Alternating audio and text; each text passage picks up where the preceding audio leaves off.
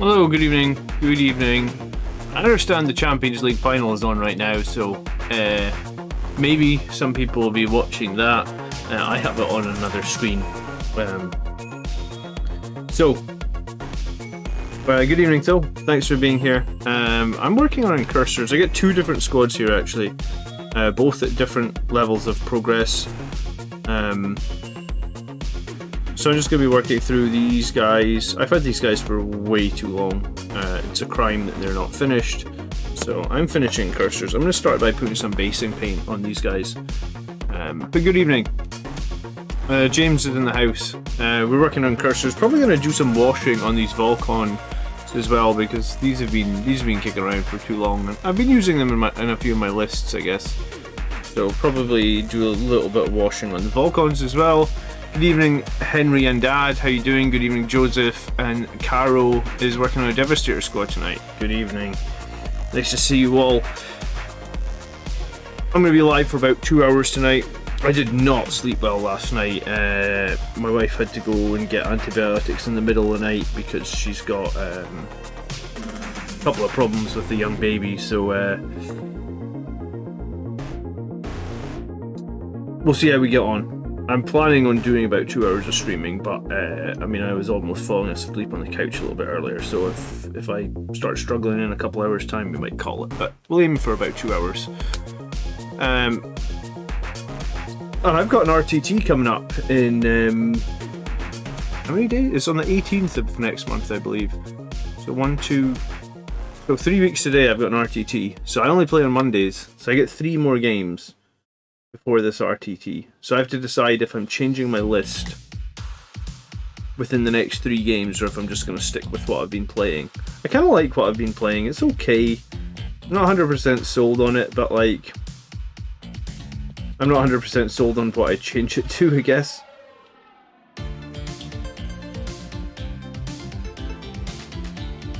So if you're working on some hobby tonight, let me know what it is you're going to be working on.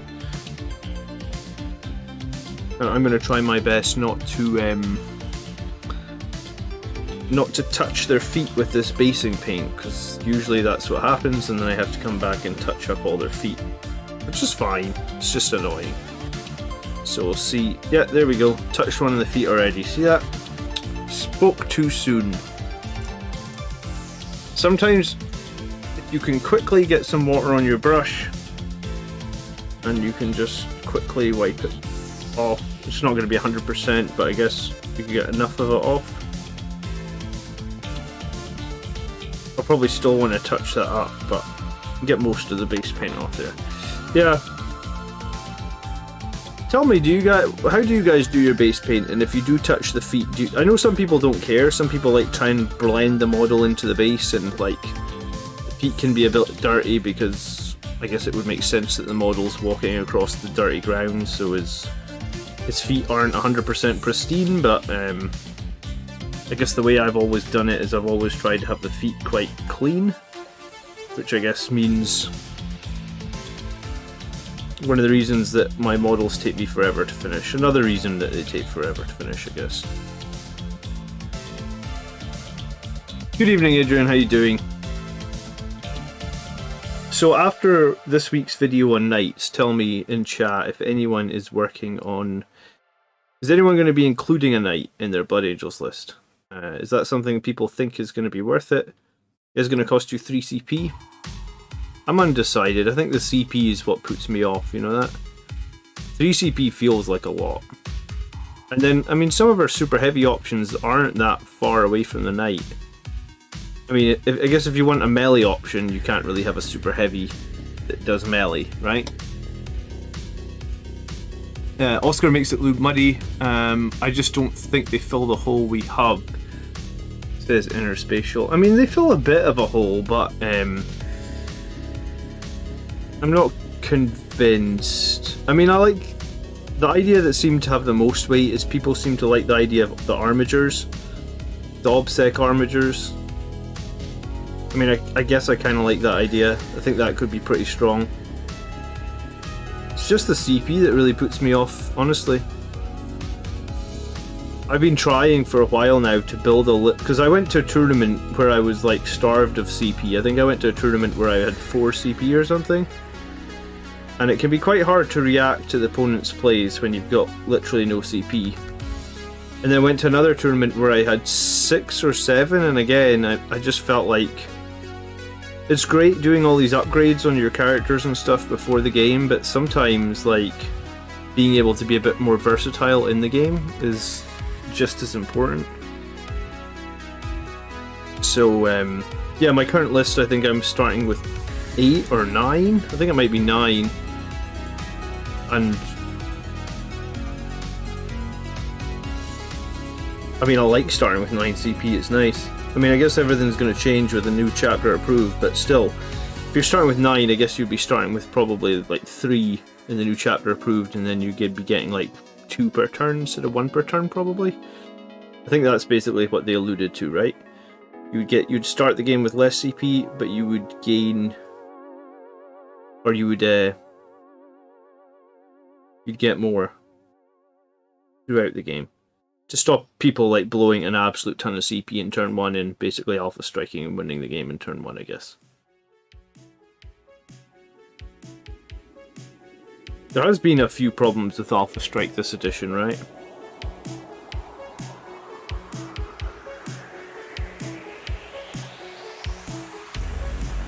Oscar says you can't afford a knight. I mean,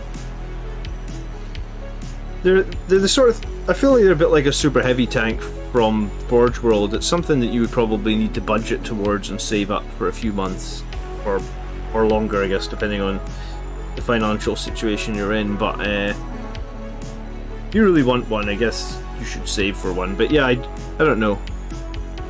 I don't own any knights. I've always wanted one. I originally thought I was going to buy a Castellan. I mean, I still like the Castellan, I think, but I'm actually going to do some math hammer against the Falchion that I have and see if the Castellan's actually that much better, because I mean, it'll have better stratagems, arguably, I guess. They'll also be like, they'll seriously want you to eat all your CPs though, because some of those stratagems are crazy expensive, like stratagems that cost like 3 CP, 4 CP. I mean, that's crazy, right?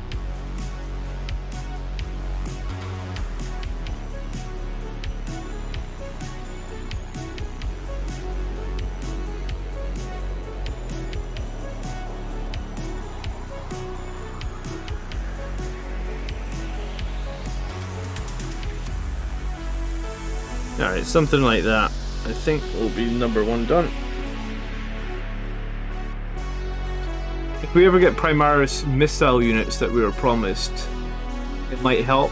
I just can't fit a knight that could be better off. Could be better off with Blood Angels units. What Primaris missile units were we promised? Spectre 1 says, watched a 40 in 40 today where they hadn't had CP. The rule set would have been unbelievably crippling. What do you mean by 40v40? Sorry. Like whatever, Ezreal, good evening. Interspatial says he's not a fan of the CP changes, but we'll see. I mean, I'm kind of a fan of them. I don't feel like Blood Angels blow a lot of CP. Like, we're not the sort of army that's going to spend like 5 CP in turn 1 or more, you know, and I think that's probably what the changes are for, to stop that. I mean, I guess with the Death Company they could be expensive in CP, but it sounds like, I don't know, I mean, in general the changes they've been making to like chapter approved and the mission packs over the last year, I mean, they've been positive changes. They have made the game more balanced, more fun. Good evening, Daniel. How you doing? Nice to see you.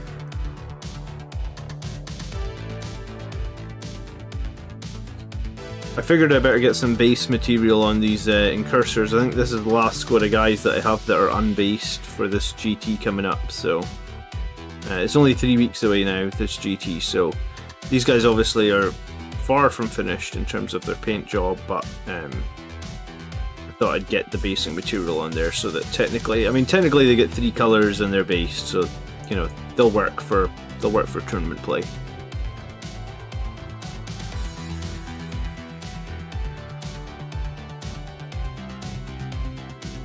I saw Steven has 3 wins so far with Blood Angels. His unit of 5 Assault Terminators. Yeah, I saw that as well. I mean, I used to really like the Assault Terminators with the medic, and arguably, I mean, they're just better now, right? My undefeated list, like when the channel was in its infancy, I had like this undefeated list that went like 16 or 17 games in a row without getting beaten, I think. And that was the list that had my squad of Assault Terminators. It was a squad of 3 Assault Terminators and a squad of 4 Blade Guard veterans, and they just went like centerboard every single game with like a Sangre Priest, and basically we basically just said like charge the middle if you dare.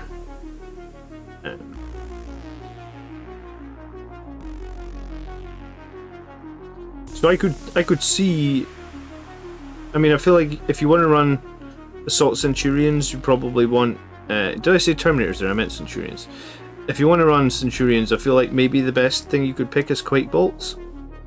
But like I thought the Centurions were good. I just ran into few armies that had ways of dealing with them. For example, back then I was playing a lot of Sisters and they were running a lot, like a metric ton of multi-meltas.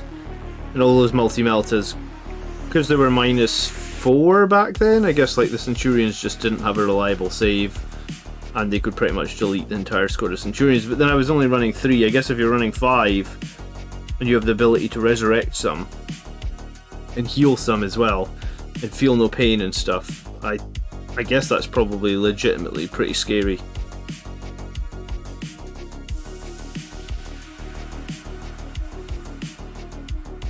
What are the proposed CP changes? They didn't say much, except what they did say was you'll start the game with less and you'll get more per turn. And like I said, I think it's to combat armies that are like doing crazy alpha strikes and spending like 10 CP in turn 1.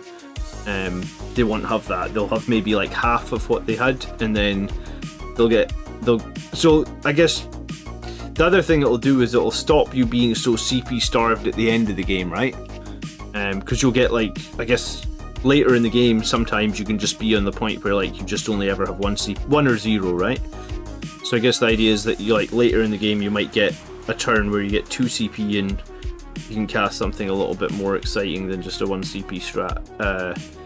I think in principle that sounds good. I guess we'll see.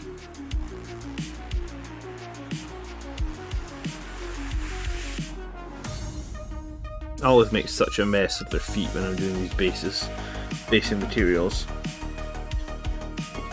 Oh well, we'll come back and tidy them up, no doubt.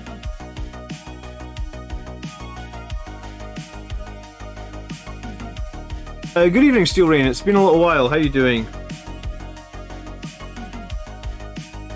Good evening, Nico. I'm good, thanks for asking.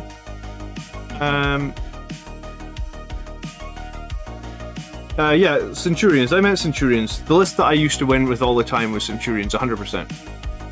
And it was 3 Centurions, it was 3 attack bikes, and it was Blade Guard veterans as well. And it just gave me like... It gave my priest... This was before the priest went up in points as well, so this was when the Sanguinary Priest was a little bit cheaper, like maybe 135 points. But it gave me a lot of... Give me a lot of good targets for resurrecting. You know, an attack bike's always a good target for resurrecting, so is...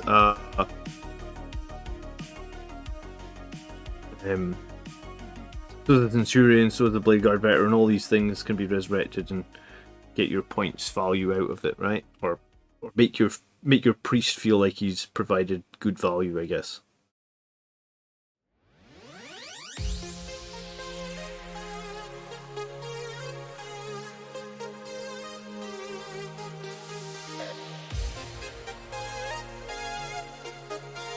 Good evening, Chris. How you doing? Won my first 9th edition game, says Phil. Had a Free Blade Warden as a backup. Congrats, Phil. Nice. Oh, Real Madrid just scored, did they? I completely missed the goal. I got it on another screen. Let's see what happens. Oh, it would have been Benzema, was it? Probably out of nothing. Real Madrid have had about 2 chances this entire game. He's offside. That was offside.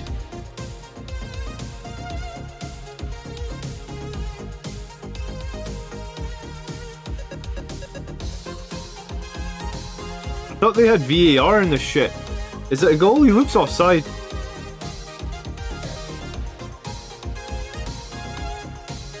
Not that I have any love for Liverpool, by the way.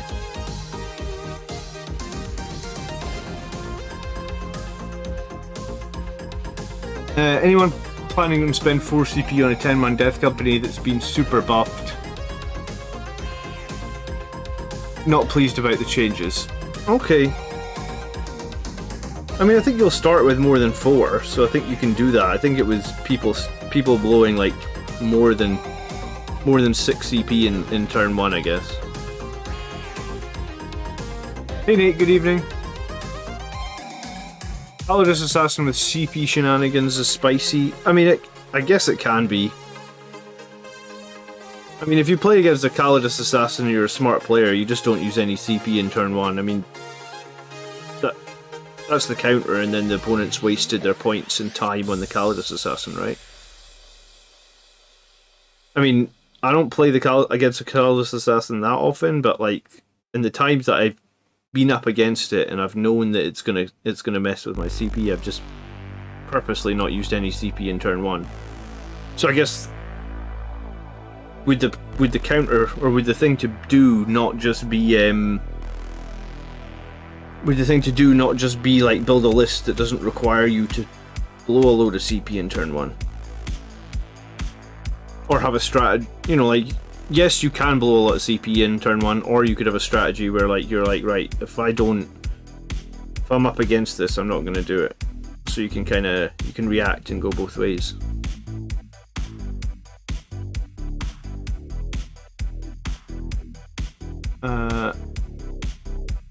The Vindicator is much scarier. I don't really rate the Vindicator. It's too swingy. Like, yeah, sure, sometimes it'll kill a character, sometimes it'll do nothing for the entire game. Kind of the same as a squad of Eliminators, to be honest. If you want to run a Vindicator, I feel like you need to run another set of snipers or assassins or something like that.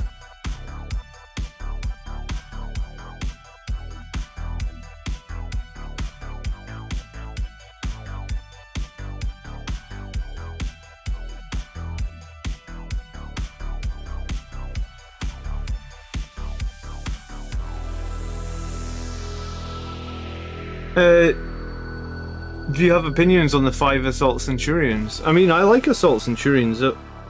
How has he got them armed? Are they flamers? Are they meltas? Are they hurricane bolters? Because when I ran them as cheap as I could, right? So just like no hurricane bolters, just flamers.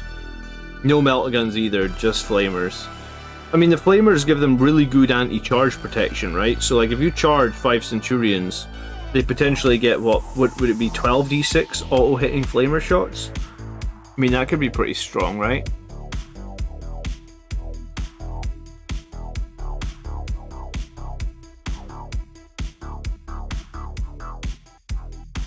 Steel Rain, Brazil says the Vindicator is terrible. I wouldn't know if I don't know if I would say he's terrible, I just think he's too swingy. I guess swingy can equal terrible, I guess.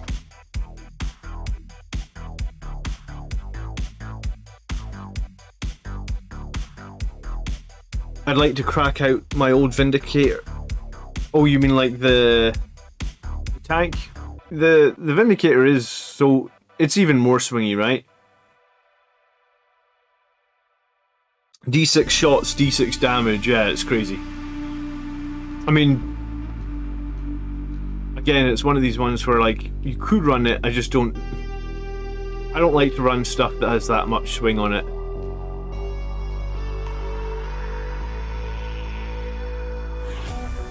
Hurricane bolters, flamers, and drills. I don't know if the bolters are needed. I guess if you're resurrecting them, having bolters on them as well is fine. What are the hurricane bolters? Rapid fire 4 or something. And does it? It just has 1 hurricane bolter. It doesn't have 2, right? They're 10 points, I think, so like they go from 55 points a model to 65. Those, I mean, against the right army, those Centurions could just get deleted in a turn, I guess. Like, into another Marine army that's got Devastators. There's a lot of multi-melta shots in turn 1 with the -5 from the multi-meltas. Your save is pretty non-existent, right?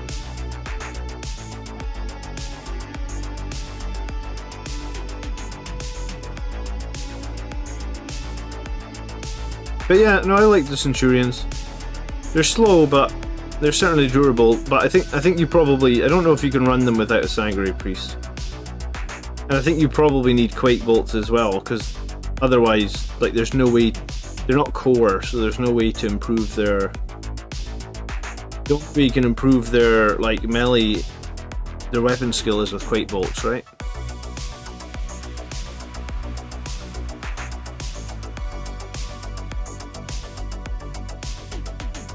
Rapid Fire 6, thank you. Yeah, I know, I never ran them. I actually magnetized the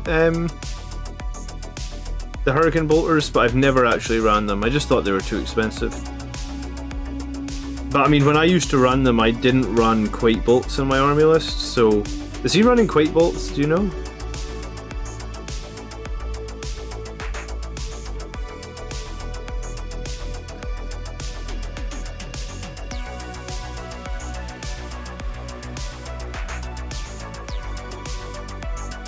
Have I got a recommendation for a Tempest of War list? I only saw that question like 10 minutes before I got on stream, Nico. I have yet to play Tempest of War.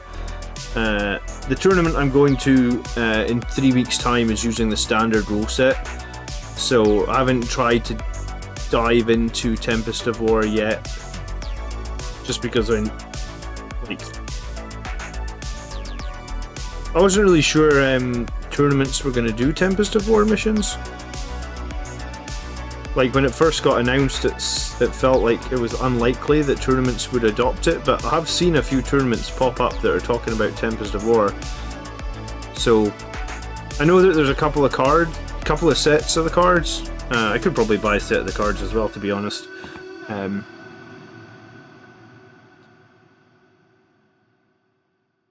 He is a sanguinary priest with rites of war and visage of death. No quake. Okay.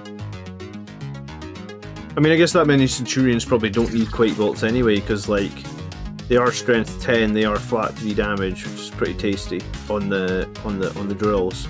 I think the drills are -4 as well, so you're pretty much wounding anything on the game on 2s. So quake bolts is nice with them. I'd be lying if I said it wasn't, because I guess their biggest problem is their weapon skill of 3, right? You can fluff a roll on weapon skill 3 models. I've done it plenty times. It's probably one of the reasons. I mean, like, you guys have seen like some of my rolls on Mephiston. Like, Mephiston hits on 2s, and sometimes I can have 10 attacks on him and miss 5 of them or something ridiculous. So yeah, weapon skill 3, I guess, is the Centurion's Achilles heel in a way.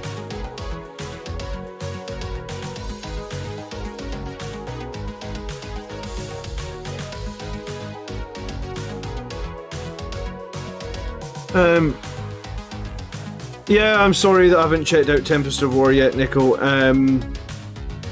I'll get a game of it maybe in like a month's time. I'm definitely sure people have checked out of it in the members room though, so I mean,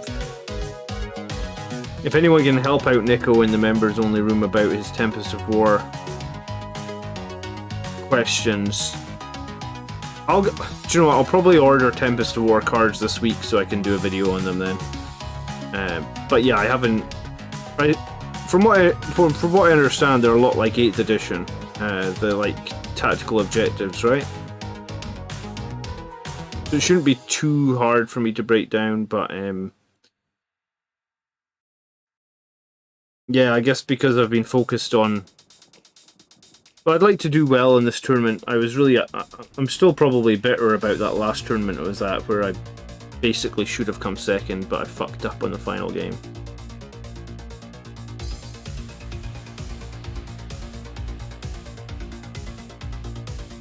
It's just frustrating when you play 4 really good games and then you play 1 shit one.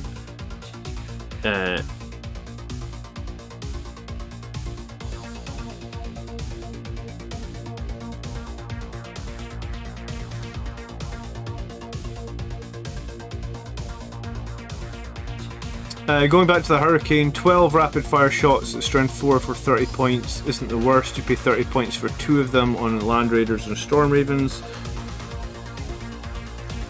Yeah, I suppose it's not the worst. I suppose it makes them even harder. I mean, it gives you even more value if you get charged with Overwatch as well, right? I mean, like, if they have line of sight on the unit charging them, and the unit charging them doesn't have, like, the unit charging them is T4 or less, you could just do, like, crazy damage into them.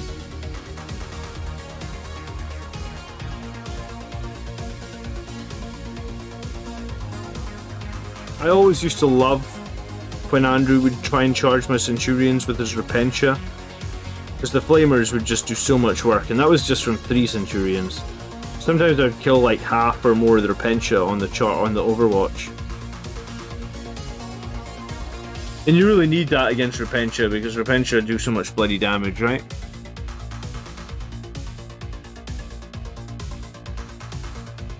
Good evening, John. How you doing? Would you suggest more Death Company or some Terminators? Well, I mean, I don't run Death Company at the moment, but that doesn't mean to say Death Company are bad.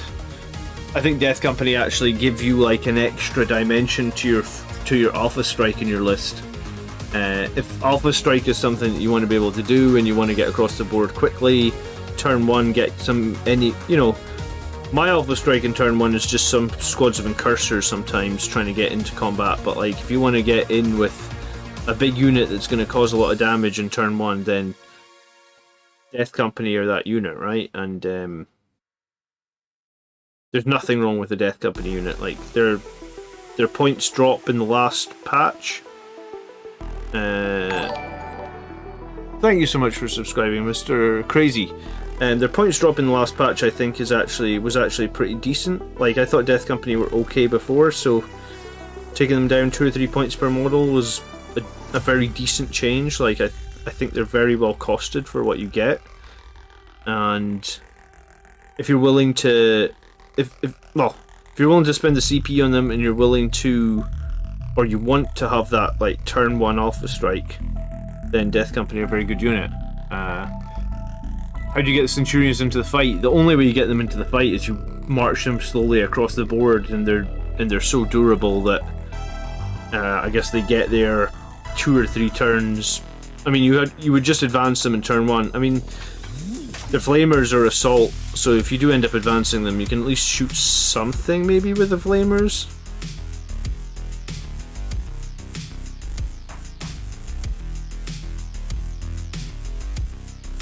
But yeah, when I played Centurions, I very much just had them go center board.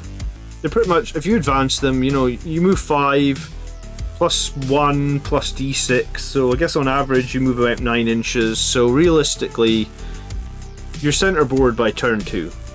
And then you can possibly just chill out center board, let the enemy come to you. I guess if you can get into an obscuring position, or you can get into some cover, I suppose that's one other way you could make their weapon skill better, is if you could set them to defend, right? So you get them into a terrain feature that lets you set them to defend, so if they're charged, they get +1 to hit.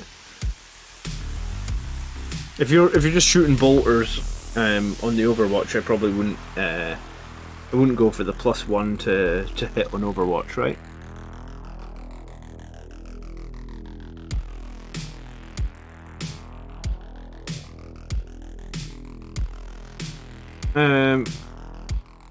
Would you mind to see if you can reinstate Hondo? For some reason my phone caused a timeout on his reply and I can't undo it.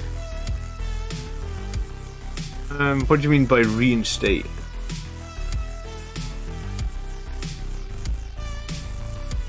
I'm not seeing any sort of reinstate option, I guess.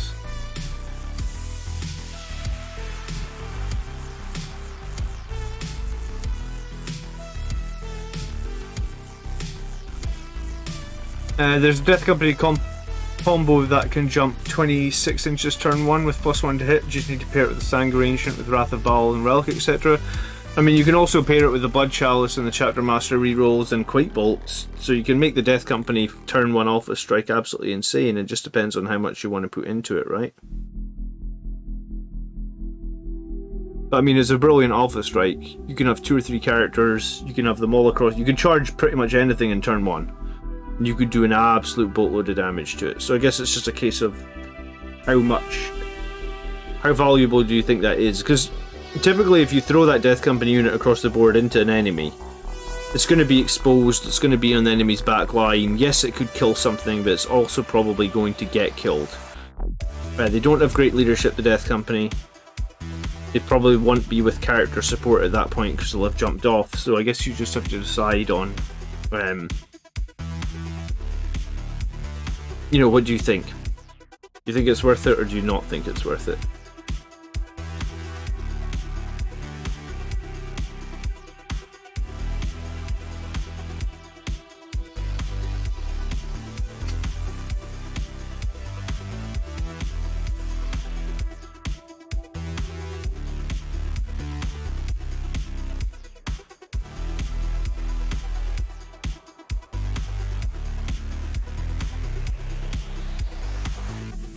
I mean, I like the Death Company. I played them a lot in previous editions. In this edition, I I would say I kind of slow play the game for a couple of turns, which I guess influences the fact that I don't run the Death Company. But also, in this edition, I really like bringing some fire support. I didn't bring fire support in previous editions. Not so much anyway, like very rarely would I run a Dreadnought or anything in previous editions, but now I've definitely been running Dreadnoughts. I didn't run a Whirlwind in previous editions either, so running a Whirlwind in a Dreadnought or something like that makes it hard to be able to afford Death Company as well as Sanguinary Guard, Vanguard Vets, Terminators, etc, etc, right? Something's got to give, and I guess on my list it's the Death Company. I think the reason it's the Death Company is because they're the one unit that are going to be really CP draining. They're going to likely get killed, and then they can't perform actions. So, you know, sometimes if you've got a squad of jump guys at the end of the game, you can perform an action, score 4 points and win the game or something like that. So, Death Company, I guess, draw the short end of the stick in my list. Or my brain, I guess.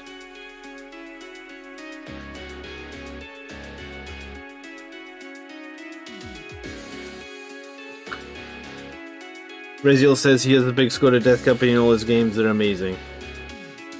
Well, they can be. I mean, back at the start of 9th, I was running lists that definitely didn't have enough CP to give the Death Company those sort of buffs. I guess I am in a position now where I am running lists that start with enough CP to give those sort of levels of buffs. Maybe one day. I was painting 2 more Death Company with hammers on the stream maybe like a month ago, right?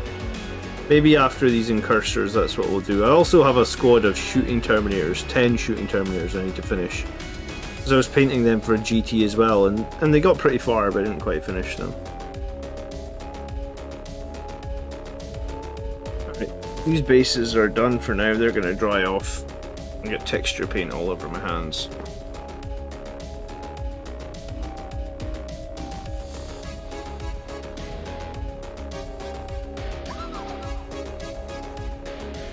You Forlorn Fury up 12 inches, chaining back 6 inches to the model. Yep, that's exactly how you do it.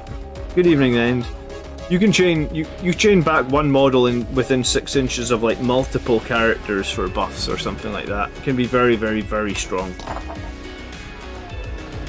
It can also really make your opponent worry about their deployment, I guess, right? Because if they expect Death Company jumping forward 24 inches, like, they have to sometimes figure out what that might look like, I guess.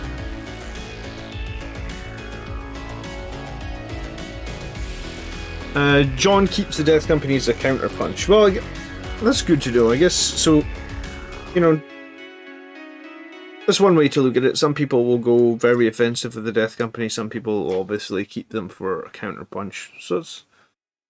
When I used to play them a lot, I used to actually deep strike them and go for the enemy's backfield objective in turn 2 like every game, and just throw the 5-man Death Company into their backfield objective. Didn't matter what was there. Usually massive amounts of chain swords and thunder hammers can pretty much shift whatever, and then it just... sometimes it makes your opponent have to react, send stuff back to their deployment zone to try and shore up their own backfield objective. It can be pretty strong. Certainly an option.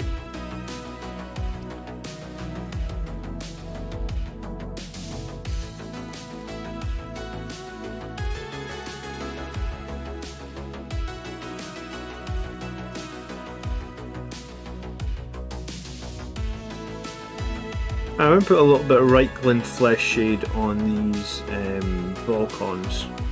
See if we can give them a little bit of contrast.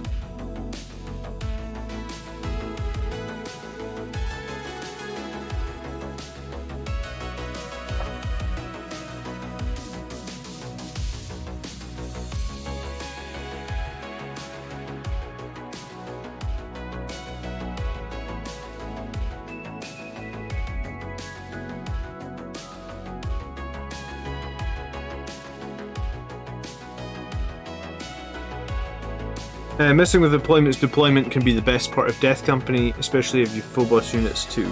Yeah, I mean that's one of the main reasons I guess that you would take Death Company, right? Is to mess with the deployment. Or it can be one of the main reasons.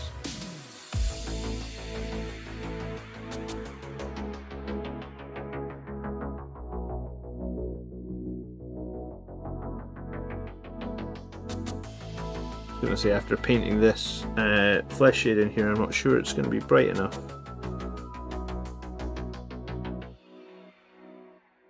So we'll find out.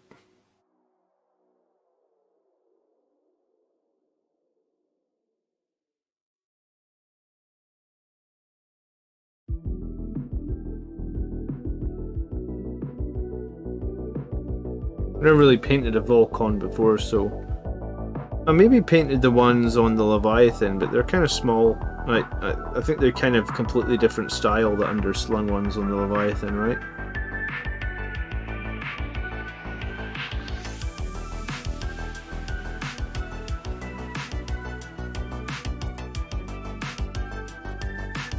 Well, maybe I'll be okay.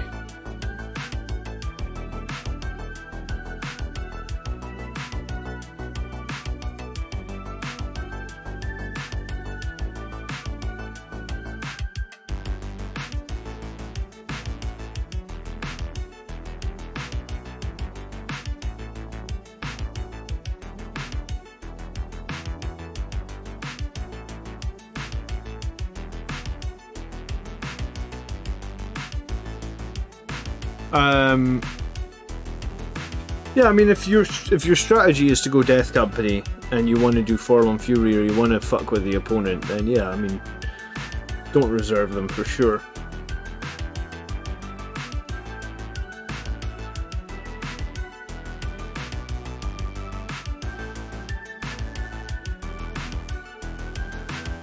Maybe at some point I'll play a list now that they've got a bit cheaper and run like. I guess there's no point going over 5, I suppose, until if you go to 10, right? So I think that's the thing that scares me, is like, I don't run 10 Death Company. I can't remember the last time I actually ran 10 Death Company. Probably like halfway through 8th edition or something like that.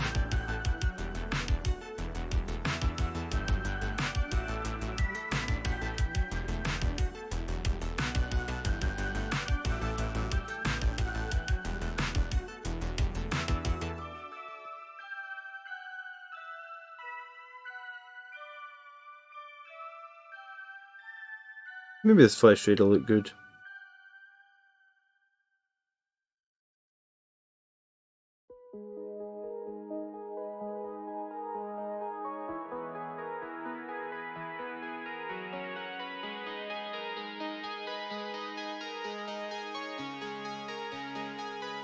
I don't even prefer reserving Terminators. Yeah, I mean,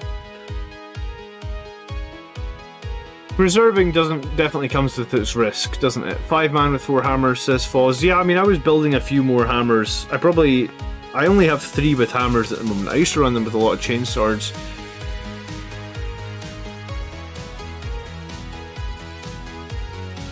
Maybe I need to get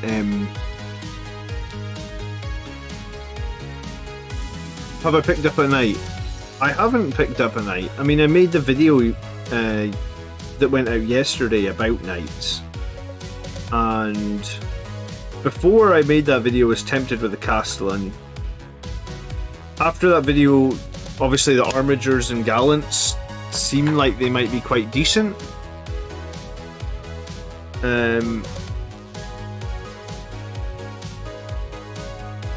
Benno says he feels like with 10 you better do a ton of damage. Yeah, I think that's the thing that scares me, Benno.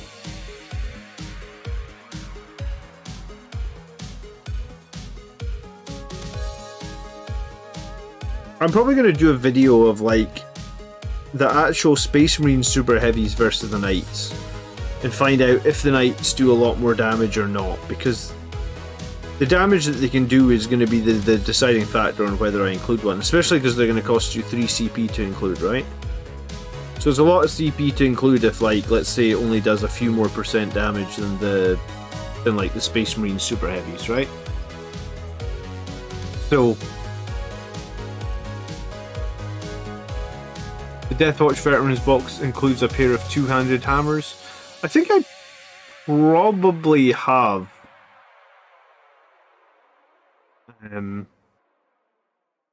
I think I probably have some hammers left over from like a couple of Vanguard Veteran box sets or something. So I don't necessarily think it's the hammers that's the problem. I could probably find and make a few more Death Company reasonably easily.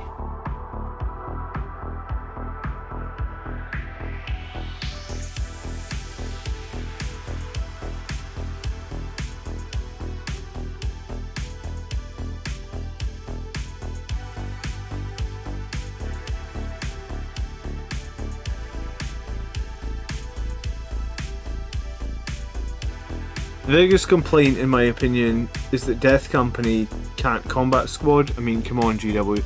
Yeah, I mean, that's my big complaint with the Sanguinary Guard, is like how they don't have a sergeant, right?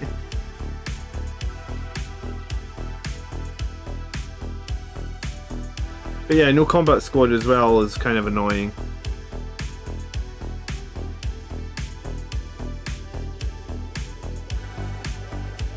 I mean, I guess Death Company it makes sense that they don't have a sergeant, but Sanguinary Guard, I'm not entirely sure. It makes no sense.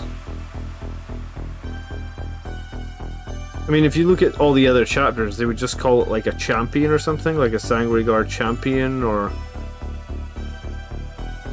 I mean, I guess if they don't want to use the sergeant, it would be nice to have some sort of fancy Sanguinary Guard champion.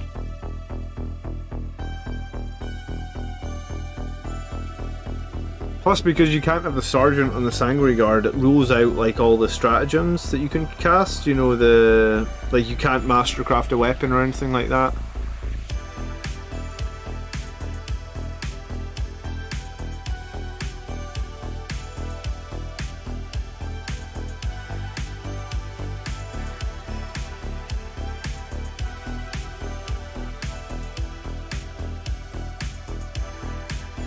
I guess we'll see. I mean,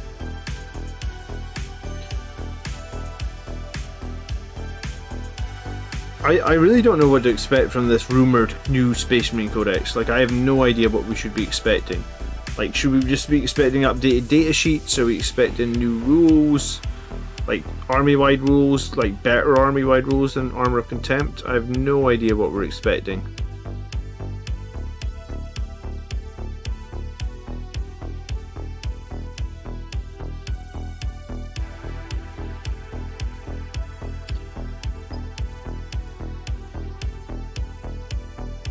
Dante is the Sanguinary Guard Sergeant, says Chris. I mean, technically, I suppose. The Sanguinary Guard Champion is the Ancient. Yeah, true. I mean, I guess my problem is their leadership, right? And Snorri just said it, that they only have leadership 8, which is... it's crappy. For lack of a better word. I don't even know if it's lack of a better word. I think it's just crappy in general, right?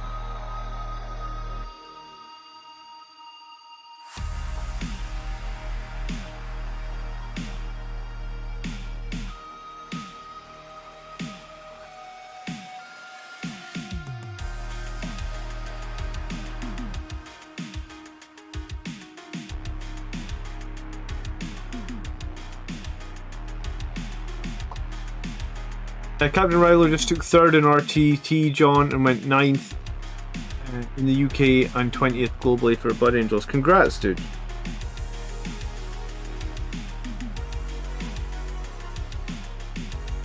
You collecting your ITC points.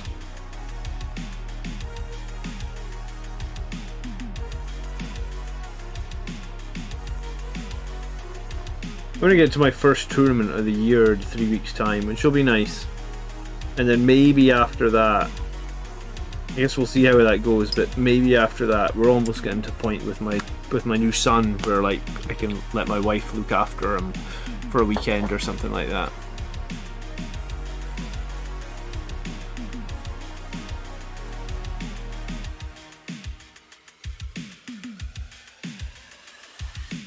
Interspatial says, I expect a new Dread. I mean, this new Dread has been mentioned / leaked a few times now, right? It's supposed to be a melee Redemptor. I mean, the problem is how... I mean, Redemptors aren't exactly fast. If you like, you know, we're talking about Armigers this week and how good we think they are. I mean, why do they move 12, count for 5 for OBSEC, and you know, like, what does the Redemptor have? I guess moves 8, counts for 1, has no OBSEC. So a melee Redemptor sounds cool, but like, is it going to be a viable model? I don't know. A lot of the Primaris, considering how good some of the stuff that's released for the other factions, a lot of the Primaris stuff has been quite confused from time to time, it felt like.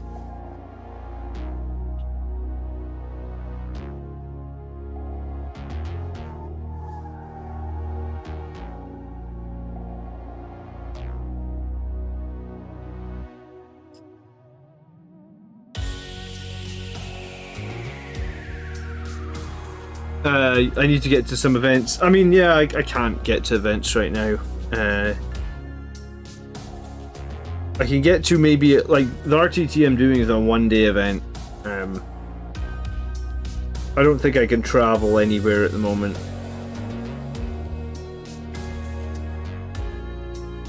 But congratulations, Rilo. I mean, that's awesome.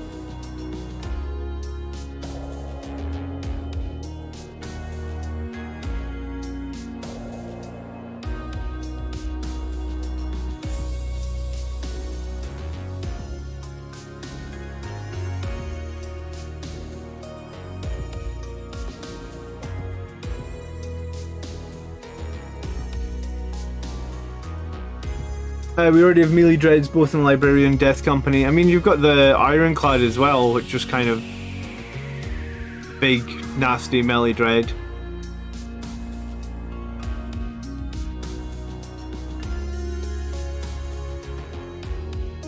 Redemptor's EOC, DE and +1 wound. What's DE?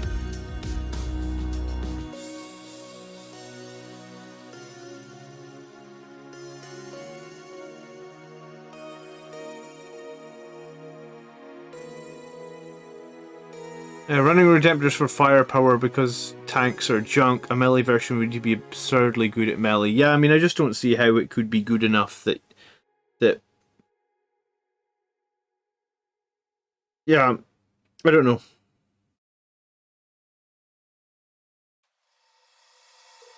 I mean, I guess a good example really is the... We don't see a lot of Death Company Dreadnoughts. We don't see any Furioso Dreadnoughts.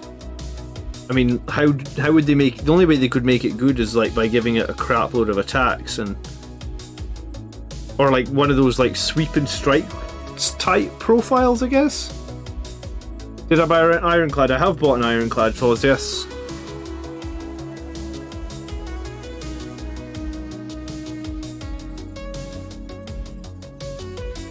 But, I mean, it comes down to like... I guess the question is like... If your Dreadnought's just going to have to walk across the entire board, offer very little fire support, I mean, I don't know how I feel that synergizes with Blood Angels, right? Because, like, typically you want your Dreadnoughts to be doing something, like range damage in turn 1 and 2. Like, you want them to be a distraction for the enemy. So they're worrying about the Dreadnoughts and not worrying about your jump units that are coming in the next turn or something. And if it's just a melee Redemptor that's just walking across the board, I'm not sure that provides the distraction we need, right?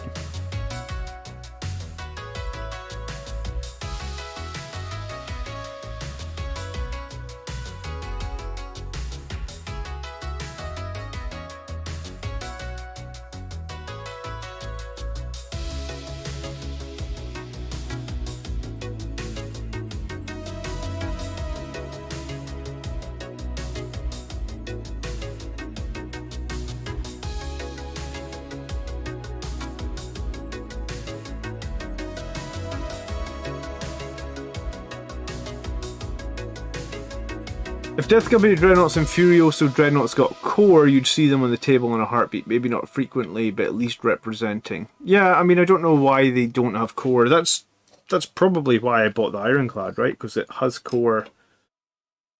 I think, in terms of like, the Ironclad might not even need core, because if you arm it with 2 melee weapons, it gets reroll its ones to hit anyway. So like, it's kind of funny how that works. That the Ironclad, I guess, is just better. I feel sad that the Ironclad Dreadnought is just like a better option than both our chapter-specific Dreadnoughts. The Magna Grapple would be nice. I mean, the Magna Grapple used to be great, right? And then they ruined it. The Death Company Dreadnought should get a melee, a movement boost of 12 inches. Yeah, I couldn't agree more.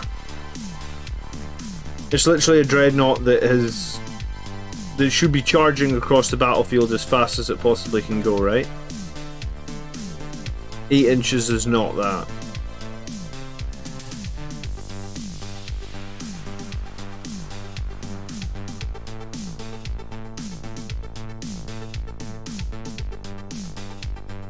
Why is it okay to walk Centurions but not a Dreadnought?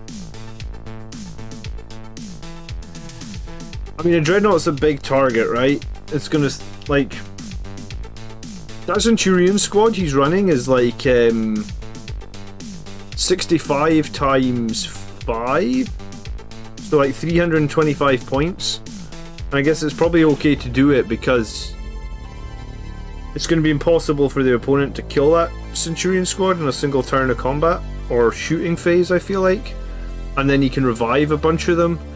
And if you're smart, when you lose a model in that Centurion squad, right, you would pull like a model away from the back, and then when you revive a model, you would put it at the front. So you could potentially get like... How big is the base of a Centurion? Like probably... Are Centurions on... They might even be on bigger bases than Terminators. I don't know, let me check. Warhammer Centurions.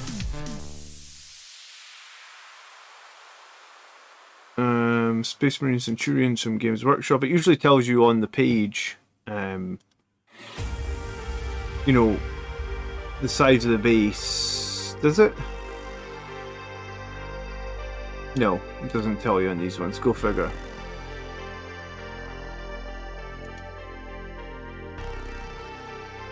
How big is the base the Centurion comes on? Does anyone know? Because if you're smart, you pull a Centurion that dies at the back, you put your new Centurion 2 inches forward. He's on a 60mm base. 60mm to inches is what? 60mm to inches. 2.32. So if you lose a Centurion, there are 50... Alright, even if they're on a 2-inch base, if you lose a Centurion and you get to revive one, you basically can get 4 inches of extra movement out of that, right? Because you just put that Centurion 2 inches forward and then put him down. So if they kill the Centurion in the shooting phase, then you actually just get 4 inches of additional movement.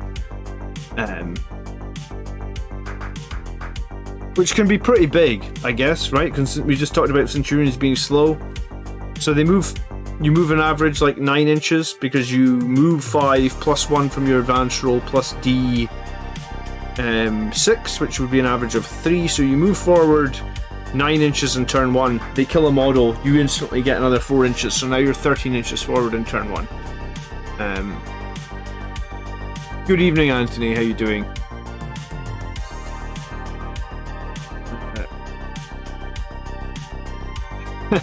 Great mental image of listen. It's just smart. It's just smart to do like that. There's also it's also like a neat trick you can do, Captain Phillips. If you've never used this trick before, right? You know and you need to be running the Sangori Priest for this trick. You know the stratagem. upon wings of fire, which lets you lift one of your units off the board, like a jump pack unit, and bring it back the next turn. So typically, when you arrive from Deep Strike, you need that 9-inch charge, right? Because you can't arrive closer than 9 inches away, correct? Well, if they've killed a single model, or even if they killed more than one model in your deep striking unit that you've lifted off the board, when you bring it back onto the board, you bring it back 9 inches away, then you have the priest resurrect a guy 2 inches forward, and then you place his base down. Potentially that gives you, like, I would say with our +1 to charge, you can get like a 5-inch charge from Deep Strike doing that. You can only do it, I guess, if they've killed a model before you lift that unit off the board. But and I guess it's a pretty edge play, but it's totally valid. You just need to be smart with your revival, the position you revive your models into, right?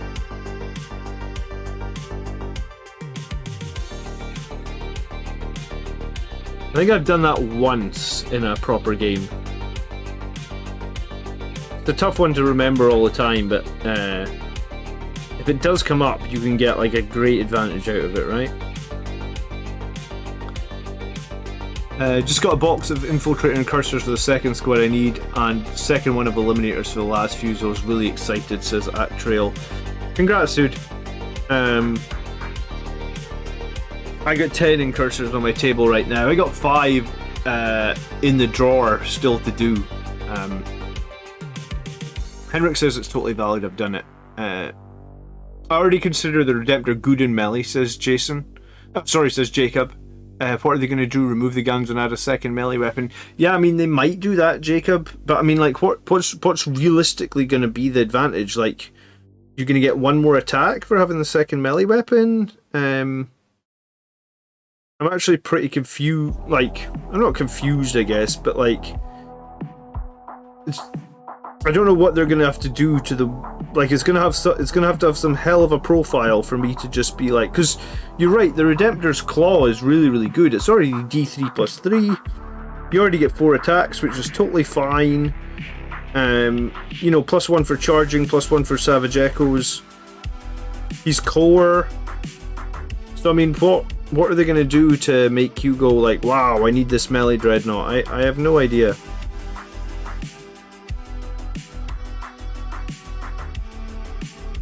Who and what are you playing this Monday? I think I'm playing Andrew's Chaos Knights, from what I understand. I've got 0 experience against the new Chaos Knights Codex, so it should be an interesting game. Tell me, Mark, did you watch Obi-Wan last night? Did you enjoy it? I've read some mixed things today. People saying that they liked it, some people saying they didn't like it. I quite liked it. No spoilers though, in case people haven't seen it.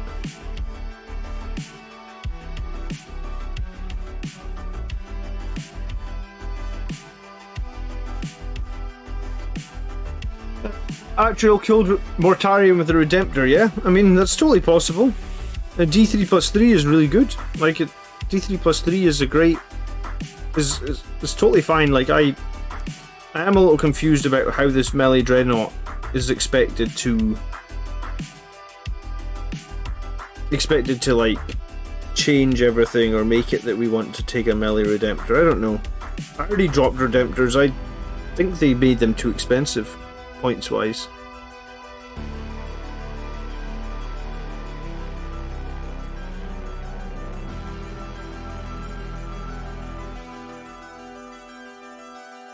The 195 points for a unit that gets D6 plasma shots. It's too expensive. Like, when you really need a good roll on the plasma, you roll a 1 and you've paid 195 points for 1 plasma shot. Like, for me it just doesn't work, I guess.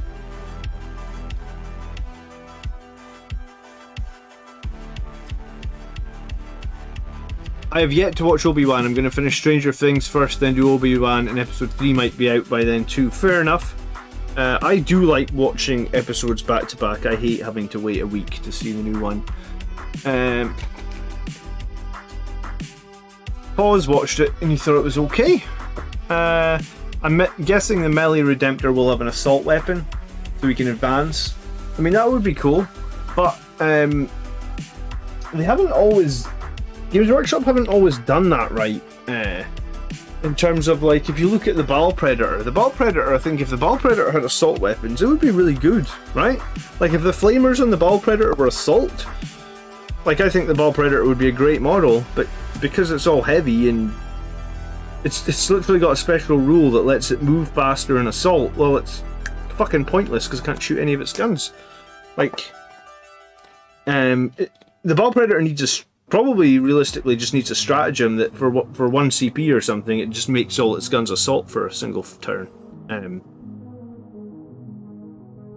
But I mean, Games Workshop don't seem very on the ball when it comes to those older models or older rules. They just seem happy to let them fade out into obscurity and be a bit crap, which I don't know. I don't like it, I guess.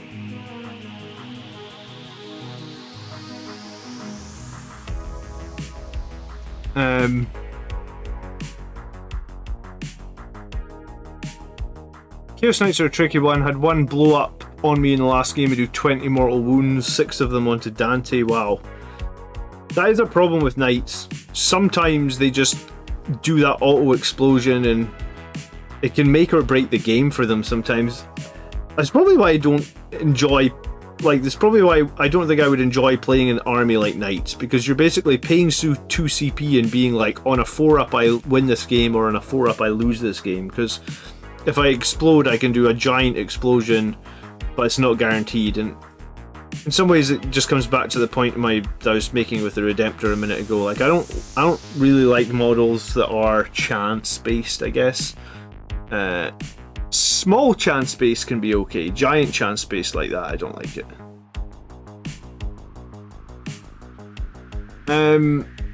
Ezra Bridger, Sabine Wren, and Hera Syndulla are all confirmed for the Ahsoka series. I know that Star Wars Celebration was today. I haven't really been watching it. Been doing a lot of work on the new house, actually. The previous owners neglected everything about it, so I've been having to basically work on every single part of this house. I'm quite good at DIY, but it's been sucking away all my time and I'm exhausted. Anthony says he's debating making Gravis suppressors. I think suppressors are honestly a unit that time forgot, Anthony. They've never had their own release. They've never really been that good. I don't know if I would invest the time and effort on suppressors. I feel like if Games Workshop had wanted to do something with suppressors, they could have done it a long time ago. I mean, I guess they could have done it with other things like Outriders and that as well, but yeah, suppressors for me just feel like they really have just been passed over. Like, they tried to do something with them, it didn't work, and now they just completely wiped their hands of it.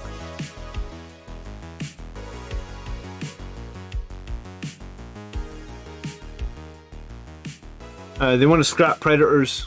Don't count on changes there. I think they want to scrap a lot of Firstborn stuff, honestly. But, I mean, I don't know how they're going to scrap a lot of the Firstborn stuff when the Primaris stuff is just in a bit of a mess. You know, you've got the big iconic Primaris tank, the Repulsor, that nobody takes ever because it's just shit. It's like they tried to design this tank and they did a terrible job of it, and yeah, I mean, I don't know what else you could say about the Impulsor except it does seem just a bit shit, right? The Repulsor, sorry. The Impulsor is not much better. I mean, both the Primaris tanks. And then, like I said, the Redemptors are overcosted, and the Redemptors really need the randomness of their main cannon removed, because I think at the points cost they are right now, with the randomness on the main cannon, like, I don't see how you can play Redemptors at the moment.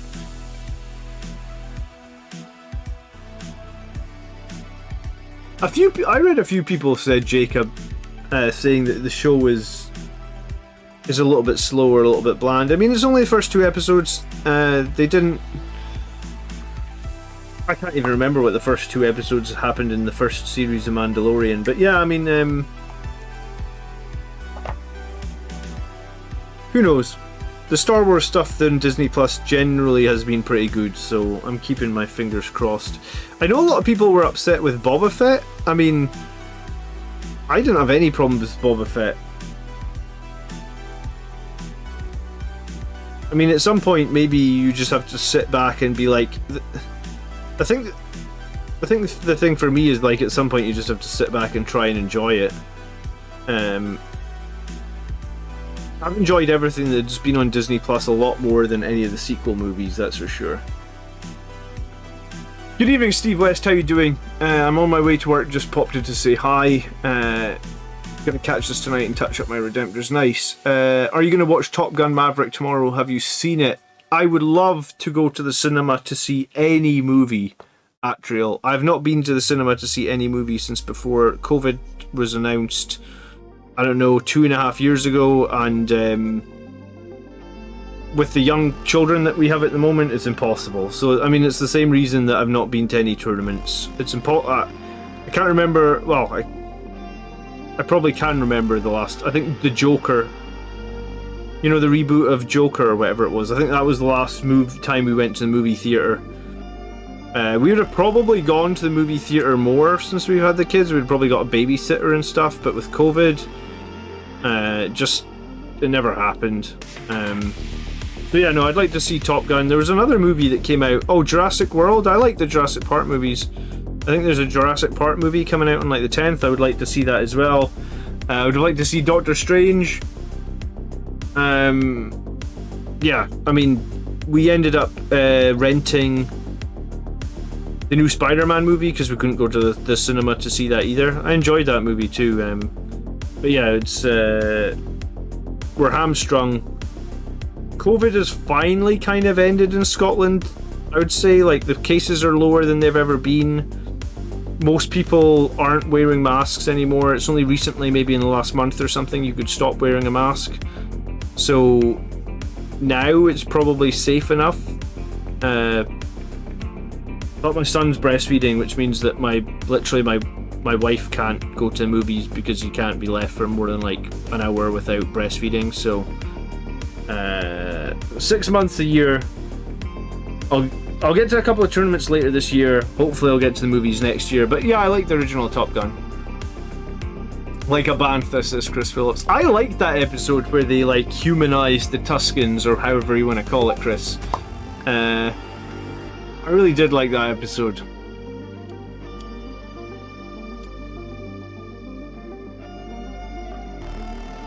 Do I ever do any conversions? I mean, that's how this YouTube channel started, Anthony. If you go back and watch my first videos, that's all I did. The first videos I made on YouTube were just me making crappy conversions.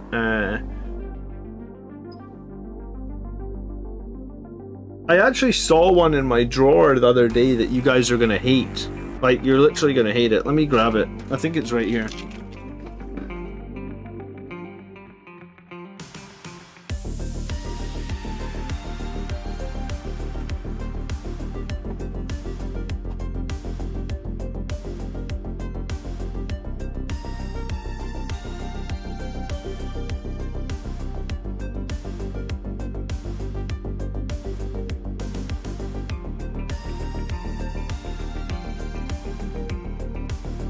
Alright, yeah, I get two conversions here. One, this was going to be the guy on the top of my tank, because the Falchion Super Heavy Tank Destroyer doesn't come with the sponson mounted twin heavy bolter that it can be armed with. So I took like a Primaris Marine from, it must have been like one of those magazines. Remember when you got the blue plastic ones? His legs off, and then put on the spare. What are these these are the salt bolters, I believe, from the Inceptors. So this conversion, and then I put Terminator shoulder pads on him, I guess, because I don't know why he's got Terminator shoulder pads, but he's definitely got a Blood Angels Terminator shoulder pad on here. So this guy was going to sit on top of my super heavy tank as the twin sponson heavy bolter, because obviously it didn't come with a heavy bolter. So that was and then this is a little, like, I don't even know what this is, a little blood thing. I think that was off the top of the banner from Sangre Guard. So yeah, I do like to do conversions. That's how this channel started, actually. And then this was one of the first guys I made on the channel. He's never been painted. He needs painted. So he was a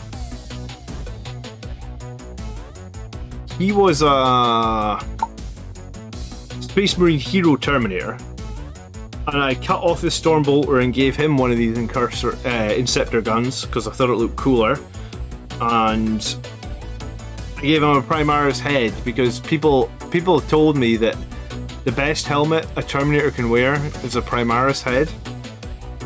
Again, he was, I don't know. So I mean, I thought this was actually a pretty dope conversion. I should really paint him at some point. Good evening, Chris. How you doing? So yeah, no, I do enjoy doing conversions. I haven't done so many conversions. Again, it's probably just because of the kids, man. The only time, well, yeah, before I started YouTube, I guess, right? Of an evening, I used to paint and convert stuff and just have fun with it. But like, when I started the YouTube channel, I basically committed to making a YouTube video every Friday. So like, making a video every Friday, like, I would say that like between 4 and 6 hours goes into every video that I make. Sometimes less, but I mean, I'd probably say like 4 to 6 hours is about standard by the time I've decided what to do, made some slides, filmed it, edited it, uploaded it, you know, all this sort of stuff. So I guess I haven't been doing as much converting and then literally all the painting I do here is on these streams. So it's like, I've definitely been doing less hobby, I guess, since I started doing YouTube, but I mean, I enjoy doing the YouTube stuff, so I could do less YouTube videos and more hobby, but I'm fortunate, I guess, where I've got enough. Like, I've got so much stuff painted that, like, most of the time I can field a fairly painted army anyway. So, John, your librarian conversion is solid too. Thank you. Yeah, I mean, I enjoy doing conversions. I even bought a Deathwatch upgrade sprue recently just to do some Deathwatch conversions after I saw Angels of Death. I saw there was a question about Angels of Death. Have I watched more of it? No, I keep meaning to. I need to set a reminder on my phone to actually finish it up. And when I actually do watch the rest of it, I'll make another video on it because I enjoyed the videos that I made on Angels of Death. And I know there is a Season 2 coming. We were talking the other night about Warhammer Plus and if people are going to say subscribe for Season 2, so, or the second year, I guess. So yeah, no, I haven't watched any more Angels of Death. I should. And I haven't done any conversions in a while. But I mean, I did my Chaplain on a bike as well. He was a complete conversion. I was actually thinking, because I haven't done any conversion videos in ages, and that's how the channel started, and I'm now at 10,000 subscribers, I should probably do a conversion video. But, yeah, I mean, honestly, my day job has been pretty exhausting these last few months, and then the kids have been pretty exhausting, so finding time to do those, it's just not been there. But, I mean, it's not like I don't want to do it. I'll find the time at some point, you know? He put Gravis head on Terminators. It's just heretical and there's no excuse for it. People really don't like the Gravis heads on the Terminators, do they? I mean, I didn't realise the helmets would cause so much drama, honestly.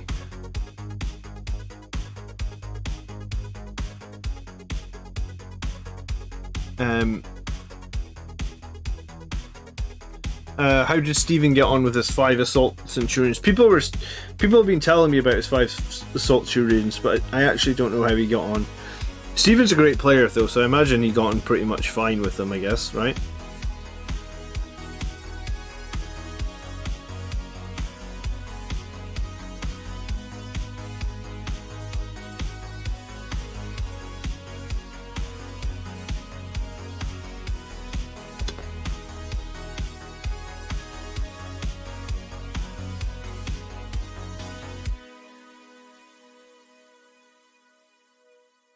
Volcons look like the orange has been pretty decent, I guess.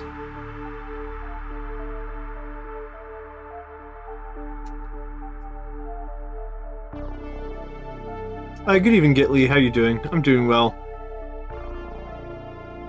Snorri is converting 3D printed stuff into Primaris-sized Dante. When are we getting a Primaris Dante? Surely that is overdue.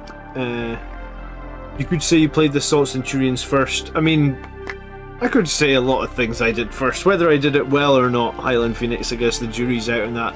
I don't know if I would have had the balls to go 5 Assault Centurions, though. That's kind of going all in on the Assault Centurions, isn't it?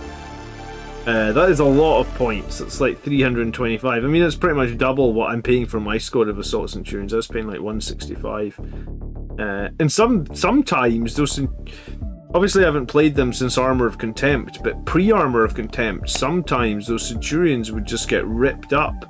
Like, Sisters of Battle Repentia just destroy them. Like, they just used to destroy them so fast. Bloody Rose, I think, means that they were hitting them with like -4 eviscerators. It's pretty horrific. 2 damage a pop, you know? Plus they fight on death, etc, etc. A lot of people are spamming Sanguinary Guard. It's hard. I was going to say, it's hard to justify not spamming them. I mean, they're just... Sanguinary Guard are a good unit. I don't spam them. I'm running 13 at the moment, but they are a very good unit, so I guess a number of people are indeed spamming them.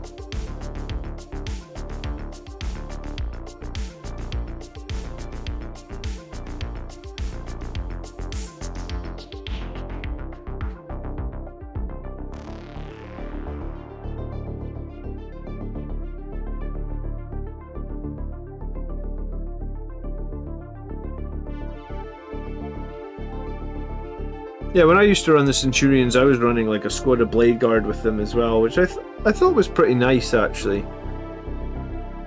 It was like the Centurions and the Blade Guard going center board, and it usually took a big commitment from the enemy player to remove either squad, so it usually meant you had something strong in the middle for the whole game, just pounding out those Oath of Moment points.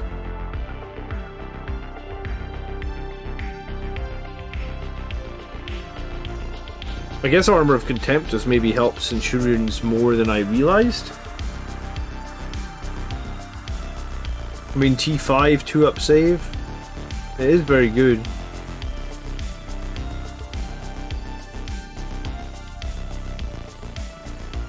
I guess with a T5 you're rarely getting wounded on less than 3s. If you ever get the Centurions into cover, then like you're just saving everything reasonably efficiently, right?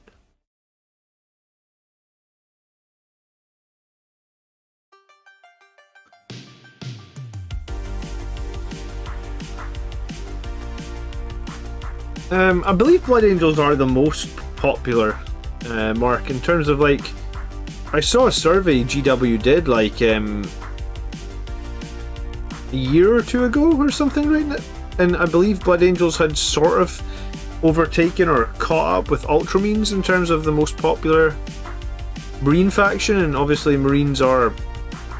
I mean, they're light years ahead of like the Xenos stuff, right?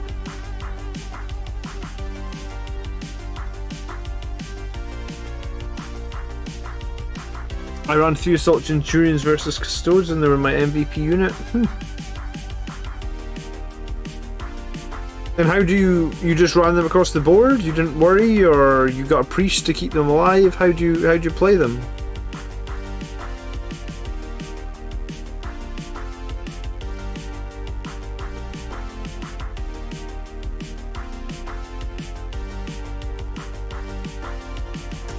I noticed another Blood Angels list that was doing well on the tournament circuit had aggressors in it, right? I think it was just a 3-man squad of aggressors, but I mean, I guess Armour of Contempt is making those toughness 5 models with a reasonably decent save just that bit better, right?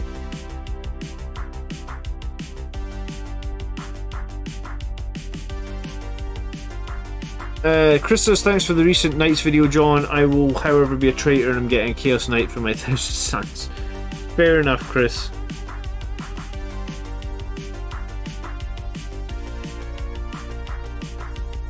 No hard feelings, I'm sure. I will enjoy killing your 1000 Suns Knight at some point, no doubt.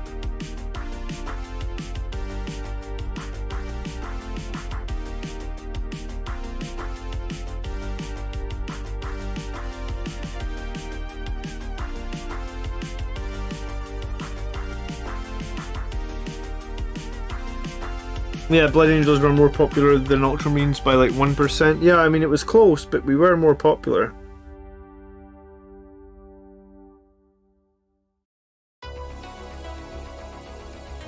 Pretty convenient that I picked the most popular chapter for my channel, I guess. I mean, I've been playing these guys for many a year.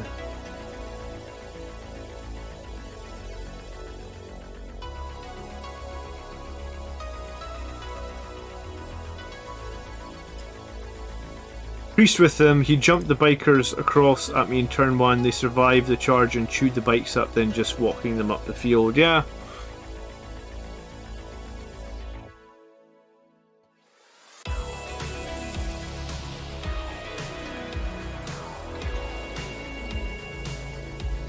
Man, at one point I had considered buying 2 squads of the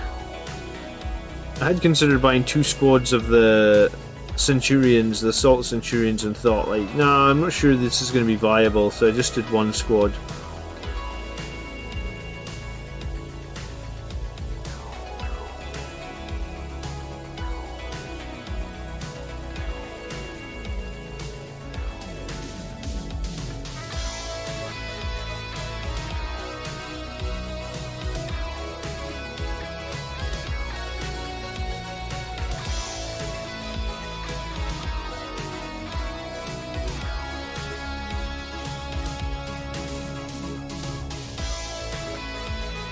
Well, it's cool to see Centurions being picked up by somebody else and played at a high level, because I do think it sucks that they don't have core, but I guess you can make it work, right?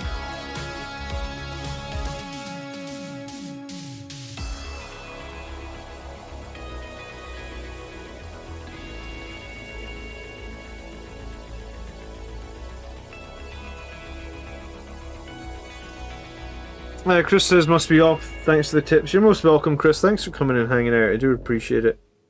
There wouldn't really be much banter without you guys hanging out, so thanks for that, Chris.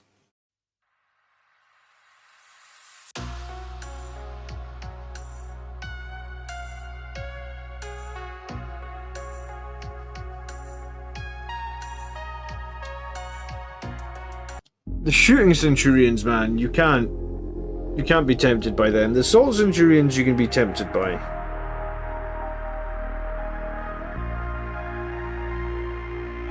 The shooting Centurions, they're just too damn expensive.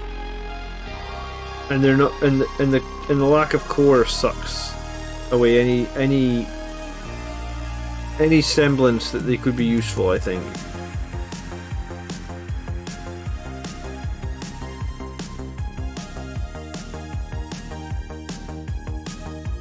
I mean, I guess they could still be useful for Ultramarines because they still got their 8th edition codex, right? So they... like, Gilliman's rules probably don't reference core. Or any of their named characters. Probably it's just rerolls. It's probably nothing to do with core because core didn't exist.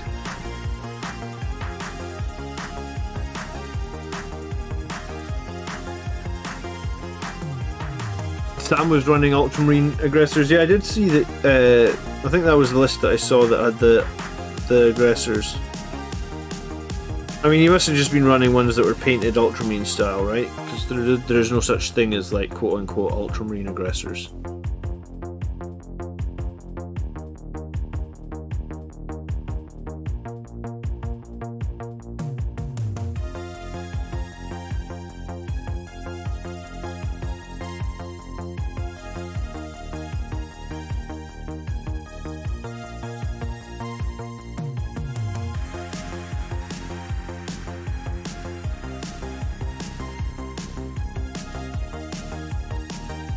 Yeah, I mean, the game against Brett this week was insane. I couldn't believe that the World Eater's Terminator still only had 2 wounds.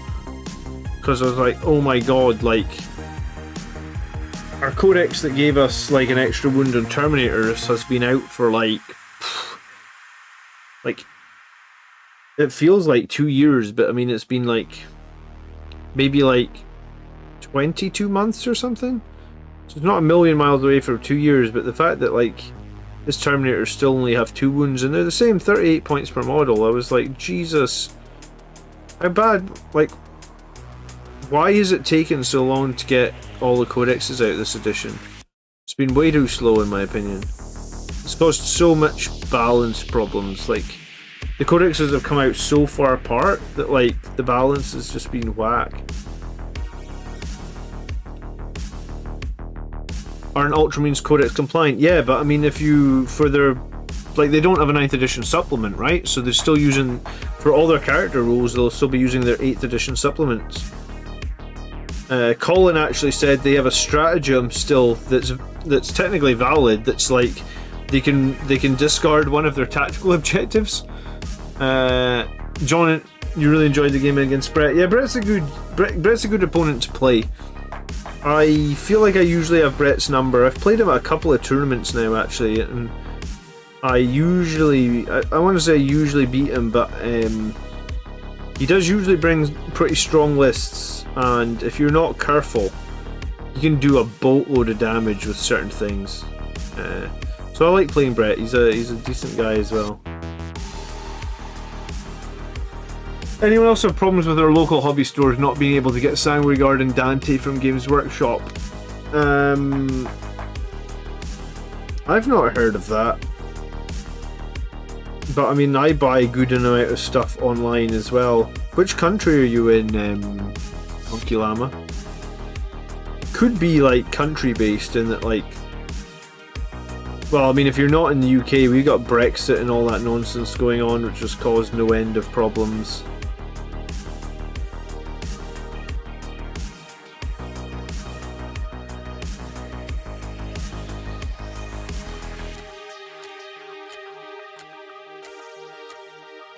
You're in Central Florida. Oh, no way, dude. Central Florida is like my favorite place for vacation in the world. My father actually used to have a house in Kissimmee. I would reckon it's probably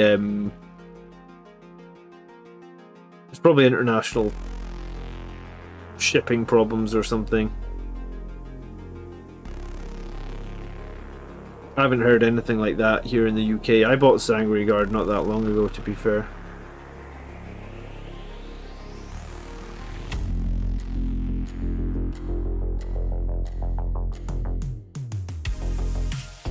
My local store had issues getting anything for a while? Okay. But some people have had issues. Maybe, I know that, didn't they stop all production during COVID for a little while? But I mean, that was like a year ago at this point, right?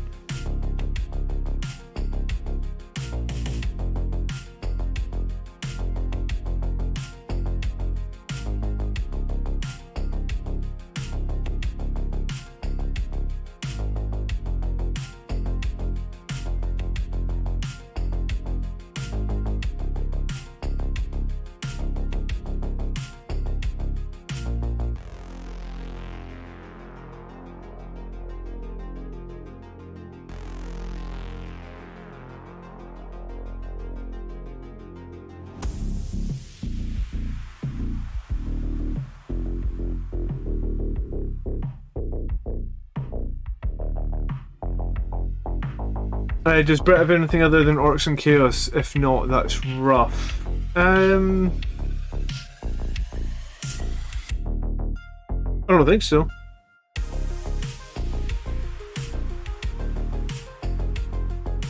Yeah, I actually don't know.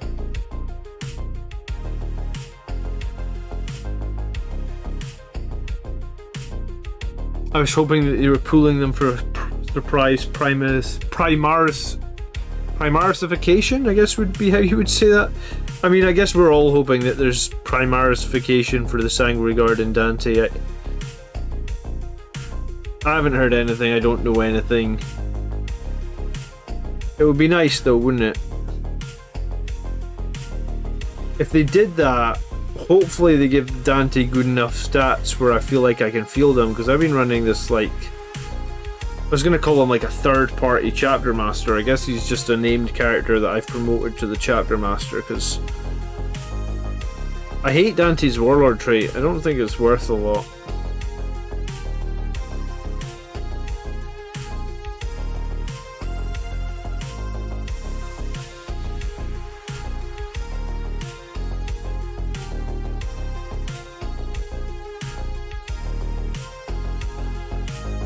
I guess some of those warlord traits feel like they were designed like many moons ago and just never have really have been given that much oomph.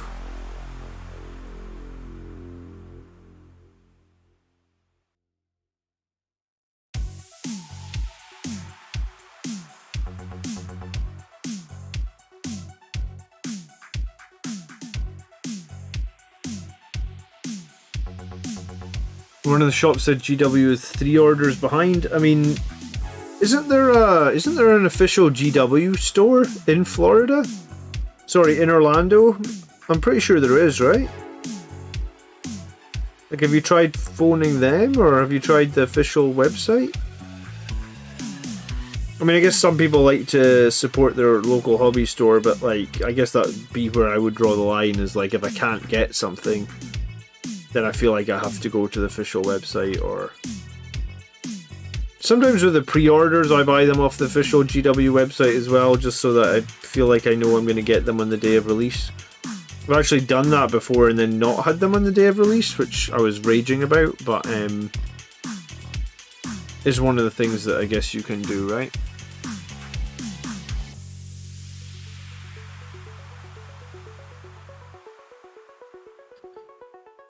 It must be Brexit. Honestly, Brexit has caused so many problems over here, like extra paperwork for exporting goods and all sorts of nonsense like this that they never even thought would have been a thing. I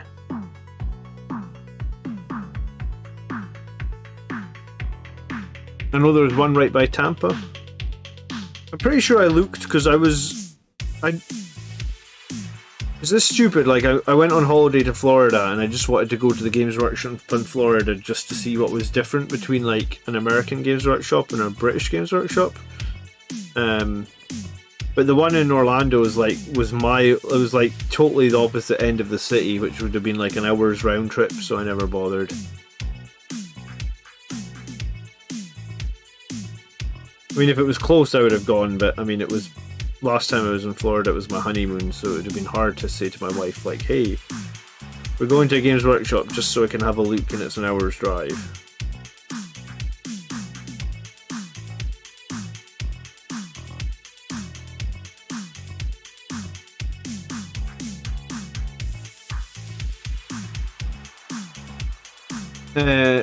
Ordering from GW in the US is a waiting nightmare, is it?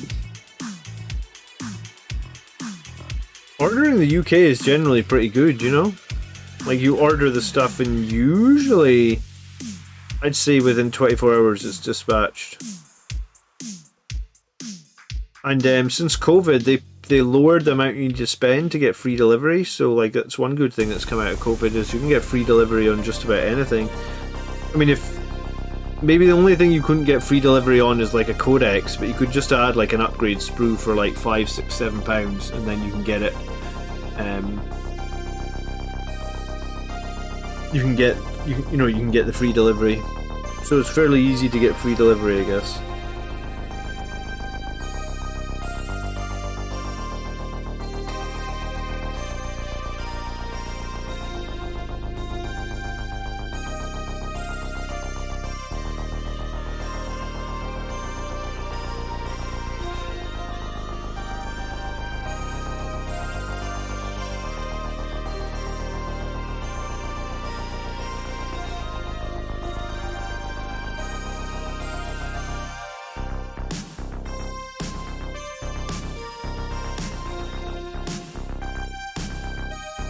Beaky Phobos, you've gone mad. I made all my incursors have beaky helmets because I didn't like the half sort of face helmets that they have, whatever you would call them. I did the infiltrators with the helmets that they came with, but I gave them black helmets because I actually saw one of my friends made his infiltrators with black helmets, and they kind of, to me, they felt like they were almost like special op troops or something. So I did my infiltrators with black helmets. I mean, I guess infiltrators would probably have red helmets because they're not really frontline, not really heavy support. They're more like a battle line troop. But the black helmets I thought looked pretty cool. But for the incursors, I decided to go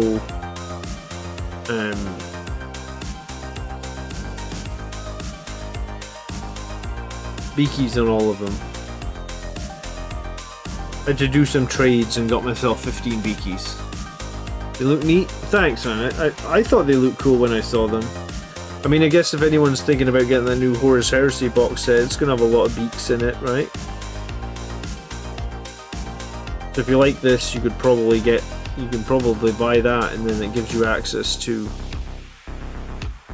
a good amount of beak helmets.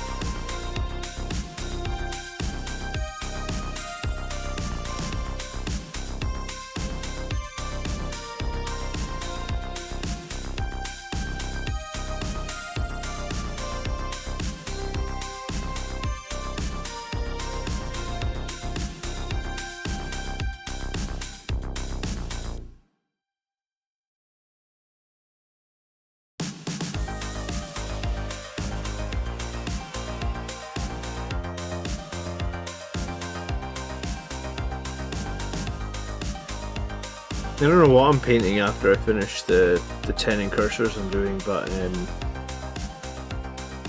might go back and finish that land speeder. He's been making his way into just about every list I'm running at the moment, so I'm surprised that I never had a land speeder painted from before. I mean, I had a bunch of attack bikes done, but I never did a land speeder. I guess beforehand, I thought maybe attack bikes were just better, but then the change to engage on all fronts, I guess, kind of fucks the attack bikes.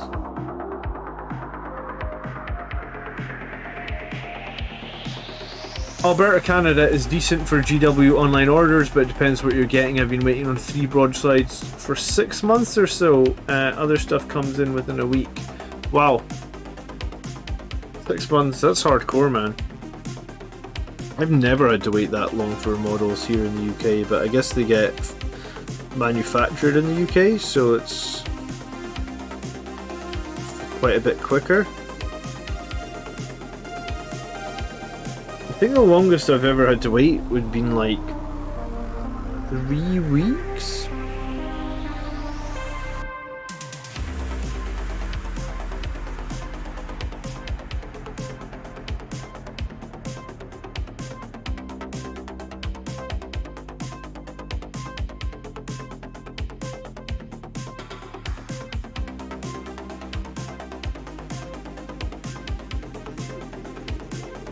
Land speeder than Ironclad, yeah, maybe.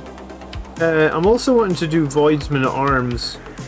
I haven't decided when I'm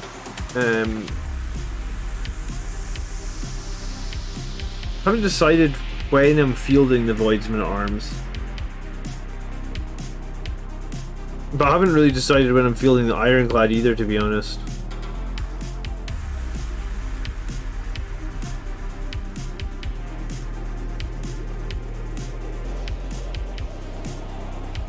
Maybe after Steven's performance I should just put the Ironclad on the back burner and just break out the Assault Centurions again. I liked that list that I used to run with him so much until all the points cost changes and then that list wasn't viable, because When it was viable, it was a really solid list. You've waited 50 odd days. That was shipping to Ireland. Do you know what? I did wait. What was the made to order Indomitus? I think I waited 120 days for my made to order Indomitus, but that's the longest I've ever had to wait. But I mean, they said that when you bought the made to order, they're like, you're gonna have to wait 120 days for this.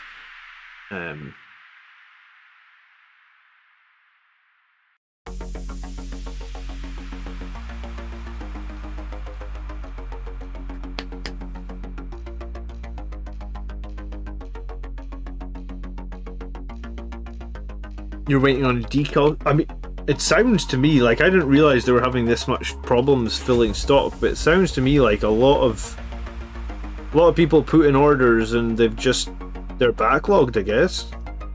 They just haven't been really announcing it that they're backlogged. Like I haven't heard anything on their Twitter feed or anything like that like people have had to wait like long times for items, but from what you guys are saying, it sounds like GW are backlogged on a lot of different stuff. And then it could also be country based as well. So like in one country it's maybe okay, but in another country it's really backlogged. Which is strange because I thought everything got manufactured here in the UK. I think they've got another place now, maybe in China. But like, they're only manufacturing in a couple of places. So you'd think, I guess they're just fulfilling orders in certain... They must be fulfilling orders in certain ways, and as such, some people are just having to wait a long time for stock. I mean, I guess that's why I always sort of advocate to buy units. If you're thinking about taking stuff to a tournament, you need to buy it in advance, because painting the night before a tournament is tragically bad, I guess. Especially, you know, you need a good amount of sleep to perform at your best, right? There's supply chain issues all over the place. Here in the USA, California, the port of Long Beach has 100% of its shipping containers waiting to offload for months. Yeah, I mean, I guess it's maybe not just the COVID in the production facility causing delays. It's probably COVID at ports and places like that that are all backlogged, and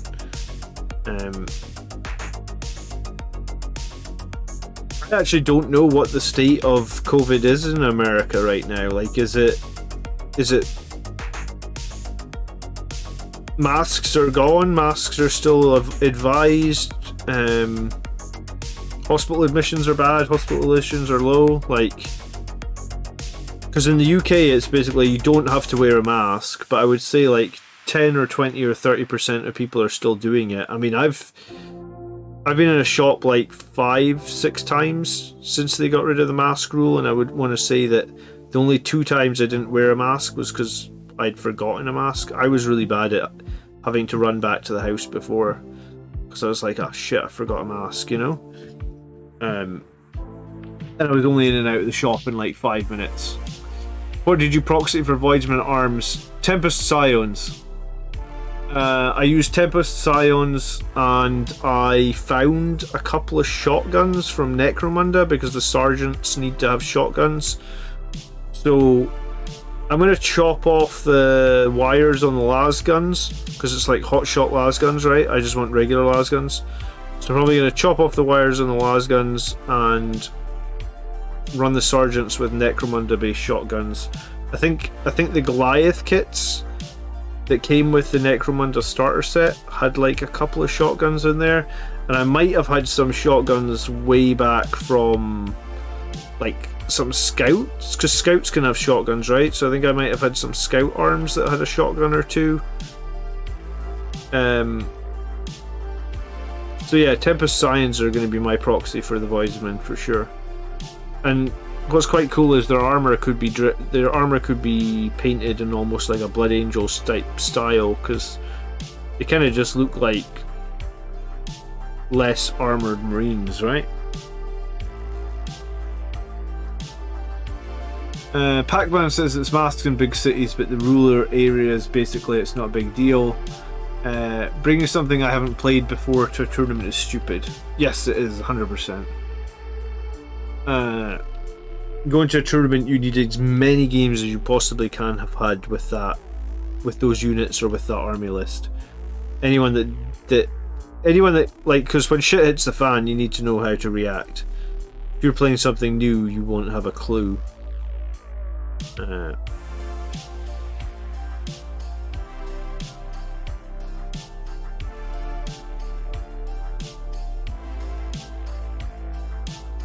It seems like international shipping issues everywhere. Shipments have been backlogged for months. I mean, I was doing that Kickstarter that's been backlogged for forever, and I had another Kickstarter actually I did so long ago now that I figured like I just wasn't getting it, and it's like apparently it's been at like one of the ports at the UK. It's been like deadlocked at a port for like 3 months. So like because people were complaining on the Kickstarter page like, hey, are you ever going to ship this? And apparently it was all shipped, and if you look up the tracking that they've since provided, it's been like, yeah, it's just been at like a shipping port in the UK for like 3 or 6 months with like no movement. And they're like, we're trying to get it through customs, but you know, it's been a nightmare. How does the inclusion of Voidsmen at Arms work? It's an agent of the Imperium, so you can only have one squad of Voidsmen at Arms per detachment, but they are agents of the Imperium, so you lose nothing. Monkey Island. Sorry, Monkey Llama. Monkey Island? I've been wanting to play Monkey Island, the new one, for a while actually. Monkey Llama 21, thank you so much for becoming a member. I do really appreciate it. I just hit my 10 out of 10 goal for memberships for me, which is awesome. I've been trying to. I just added the goal the last 2 months, and both months we've hit 10 new members is what the goal is. So thank you so much for that. You are a legend. Really do appreciate it.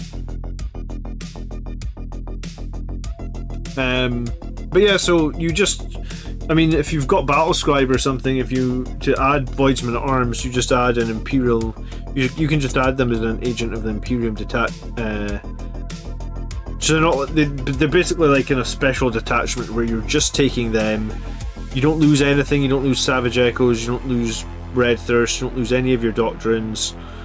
Obviously, those agents of the Imperium don't get your doctrines or anything like that. But yes, I think it's very easy to include them.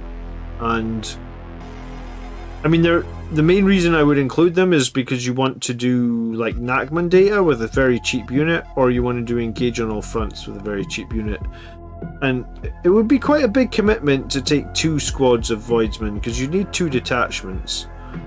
And I think battalions are possibly the strongest.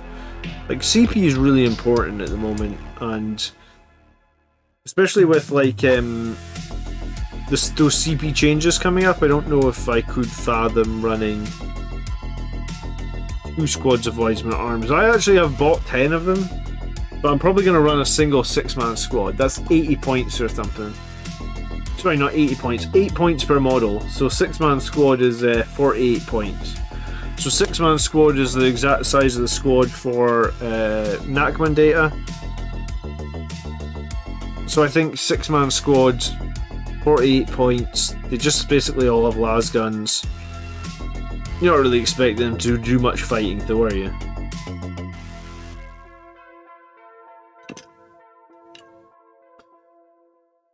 Why are infiltrators red helmeted when incursors are yellow? I mean, incursors are kind of a close combat unit, so that kind of makes sense that they're yellow. I actually painted my infiltrator heads black, so. But yeah, I mean, red is probably the standard colour for them.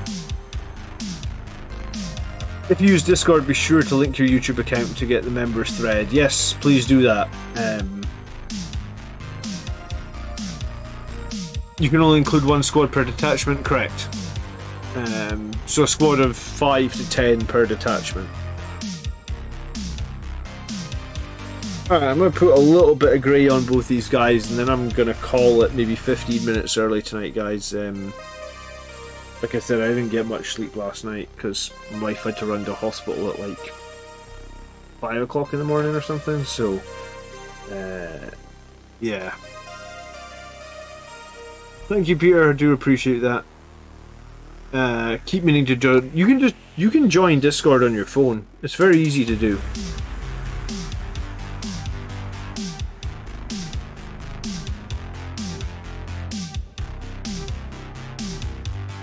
I mean, you can use it on multiple platforms. Like, I use it on both the PC and the phone. I prefer typing on the PC, but it's decent on the phone. Hope all is okay. Yeah, we just need to get antibiotics, Fuzz. Everything's fine.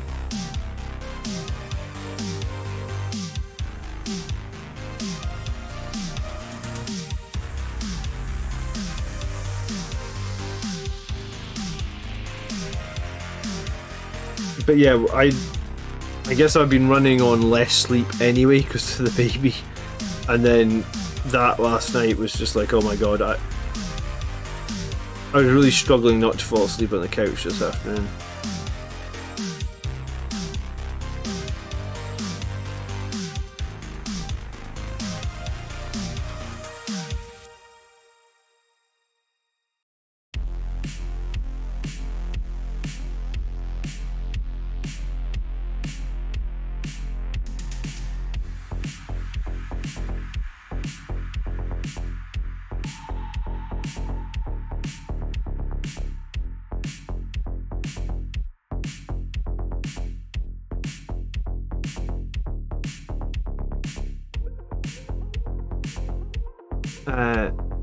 Snorri has finished sculpting Dante and now he needs to go to sleep. Scotland's amazing, dude, for healthcare in that we literally don't pay anything. I mean, we pay an additional tax on our wages here. I think it's called, I'm going to say it's national insurance. I think it's like, we maybe pay like a 12% tax on our wages. So like, I guess on every pound you make, or every dollar you would make, you would pay this 12% tax. But what it means is all the healthcare is free. Like, you know, we were in intensive care for 17 days when Michael was born. My wife stayed in the hospital for 17 days. Get this, right? So she had to stay in the hospital for 17 days. And like, you know, when she was in the hospital, they have these rooms that, like, basically hotel rooms, because like there's nothing wrong with my wife, it was just the baby was in intensive care, so my wife doesn't need like a hospital bed. So she was in like she was in a room in the hospital, which is basically a hotel room. I mean, there's no bells and whistles, right? It's just a basic room. But she was there for like 17 days, and at the end of the 17 days, and like the hospital was about 70 miles from where I live. So fuel in the UK is a lot different from fuel in America. Fuel in the UK is very expensive. You know, like we're $10 probably for a gallon of gas, maybe more. So I had to drive back and forth from where I live, like 70-mile round trips. Well, technically 150 odd mile round trips, 70 miles each way. So after we've been in the hospital for 17 days, it's all paid for everything. They actually send us an expense form where I can claim for every mile that I drove, and my wife can claim for every meal that she bought when she was in the hospital. So you get to fill in all that after you've been in the hospital for 2 weeks. I mean, we didn't even know about that. They just said to us, like, have you, like, as we were leaving the hospital, they're like, have you filled in your expense form? We're like, what expenses? Like, oh, you can claim every meal that you bought while you were here for 17 days, and you can claim all the travel back as well. And then maybe like probably a month, 6 weeks later, they just pay all that money back into your bank account. So like, yeah, it sucks that you have to pay the extra tax on every, you know, you complain about it when you're like, God, they tax me a lot on my wages, but when you need it, like, you can't fault it, right? So yeah, it was better. I mean, I already knew it was good, but it was better than I thought it was, because that was just insane. So it was, yeah, very, I mean, that's why I you know, like I'll always vote for any sort of party here in Scotland that will keep that healthcare free, because yeah, it's amazing.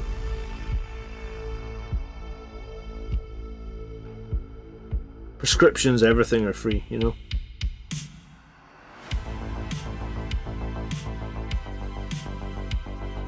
I hear horror stories sometimes on Reddit, like in America, about like people who are like diabetic have to pay like hundreds of pounds a month for like insulin and stuff, and it's like, yeah, it's just, I mean, it's the pharmaceutical companies making a killing, I guess, but like, yeah, I mean, I guess in Scotland, I guess if you had diabetes, I guess they would just pay for everything as well, right? So amazing.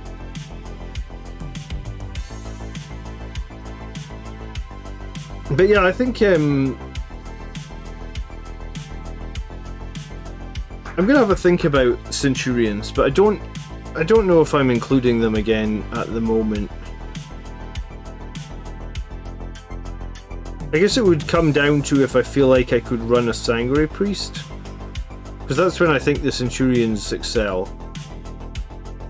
And they have that Sanguinary Priest to just basically mean that, like, you got a big blob of Centurions just surviving and just doing like a ton of damage, right?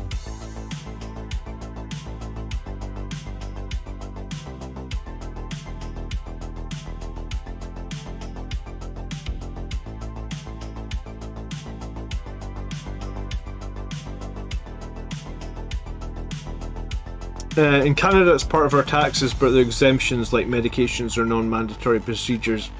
Yeah, I don't know how it would work for non-mandatory stuff, actually. And, you know, certain things like laser eye surgery and stuff, you'd still have to pay for that, I guess.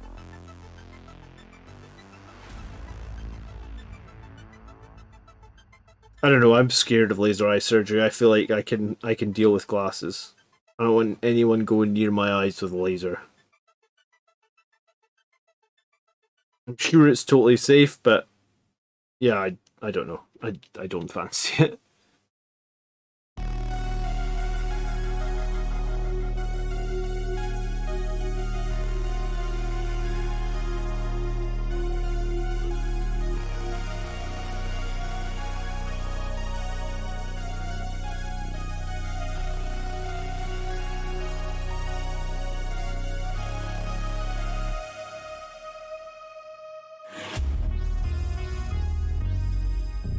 You know when you've had a model for like, I'm trying to think how long I've been running these incursors. Like we moved into this house for like 6 months, and I feel like I was running them for a while before I even moved in. I always feel nice when you've had a model for that long that's like sat there and you're like, yes, I know I need to finish this, and then you start making some good progress on it. These guys still have a lot to do, but I feel like the base coats are really getting there now. As I say that, I just decide to slot paint in all the wrong places, but it's fine. So tomorrow night I'm going to be doing the Army List show as always. It always comes on a Sunday night. We're going to be looking at Army Lists submitted by the community. You guys obviously know that if you want to submit a list, you can do that. Members have been getting a bit more priority on the show as of late, because there's been a metric ton of submissions due to Armor of Contempt. But you know, we do take submissions from everybody, so if you want to submit a list to get looked at on the Army List show, you're more than welcome to do that. That kicks off about 9:30. Actually, I guess it's probably more like 20 to 10 these days, because I'm never running on time since having to put the kids to bed. Good night, Foz. Thanks for tuning in. Don't be shining stuff in my eyes, says Peter. Yeah, my wife got laser eye surgery, but no, it's not for me. I'm quite happy to put on a pair of glasses as opposed to get a laser put in my eye. No, thank you. I never had that much issue with my glasses anyway. I tell you, you know you've got a good pair of glasses when you're walking around the house looking for your glasses while you're wearing them. That is, for me, that's when you know you've got a good pair of glasses. Because I've done that to my wife. I've like walked into the room and been like, "Have you seen my glasses anywhere? Because I cannot find them." And she's like, "You're wearing them." I'm like, "Oh, I guess this is a comfortable pair of glasses."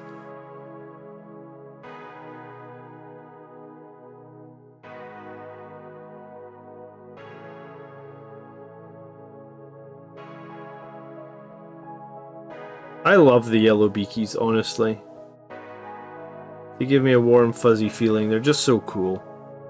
Hey, Sellers. Good evening. How you doing? I'm going to have to actually take off in a few minutes tonight, Sellers, because my little one kept me up like the entirety of last night, so...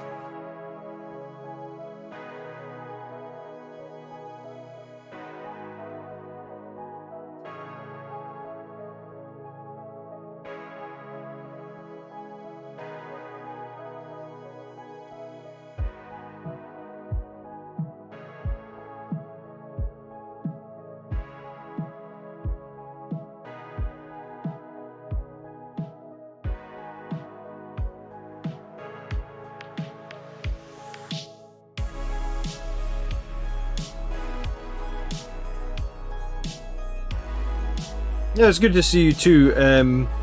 We've got the Armulus show coming out tomorrow, and then we've got on Monday a game against Andrew's Chaos Knights. I saw a picture. You shared a picture on the Plastic Crackheads earlier that he was building his knights. So he's got that new knight from the box, whatever it's called. I actually don't have a clue, but the one with all the big tendrils, it looks cool. It'll be good to see that, because if I came up against that in the tournament, I'll have no idea what they do.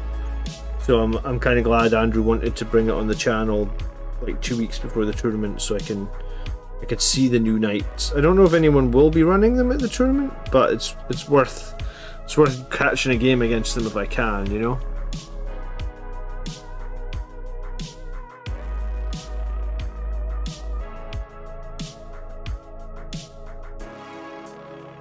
The Imperial Knights Codex was pretty interesting. They got some crazy stratagems in there, right? The fact that the Castellan can do like 56 mortal wounds in a turn is...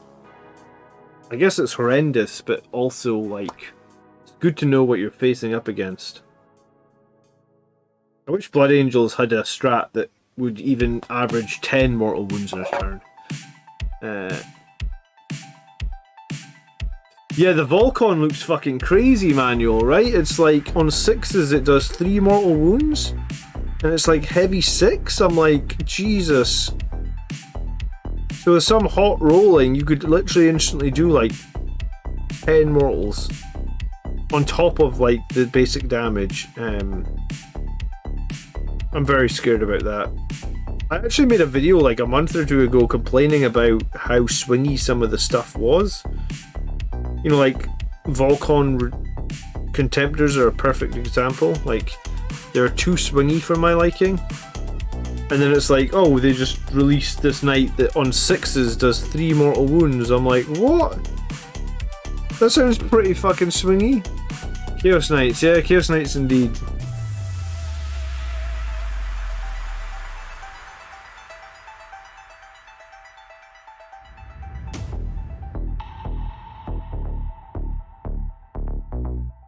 What is my mindset of going up against knights? It's generally to make sure that I charge them before they charge me, I guess. And also try and use the fact that they only have like 4 or 5 models against them. So you can usually get board control, or you can usually get ahead on primaries, right? Because they just don't have enough stuff to control the board. And then if you're playing into shooting knights, then obscuring terrain is your absolute best friend, right?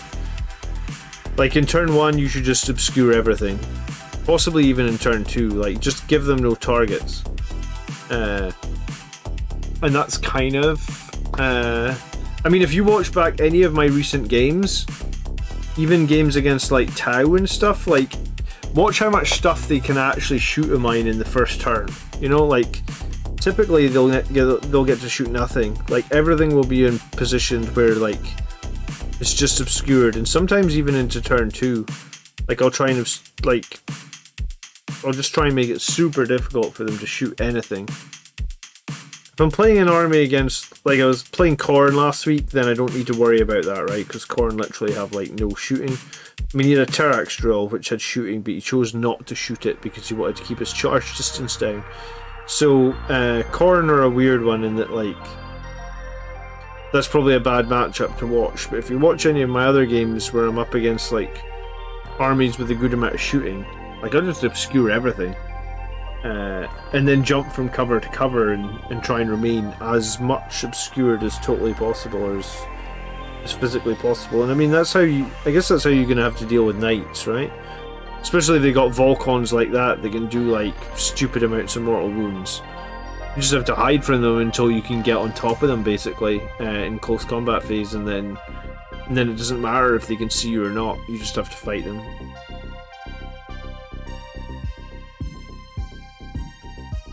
Alright, I actually said I was going to go a quarter to midnight, so it's 10 to midnight now, so I think I'm going to call it there, guys. Hello, Andre, sorry. I'm going to have to take off tonight, though, because I need to actually get some sleep tonight.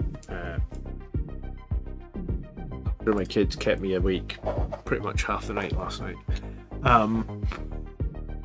It's much more difficult to play against many Warglaves and Helverins and a couple of big knights. I'd say that as well, yeah. I mean, one big knight, you can almost sometimes obscure like huge swaths of your stuff behind one piece of obscuring terrain. So yeah, it's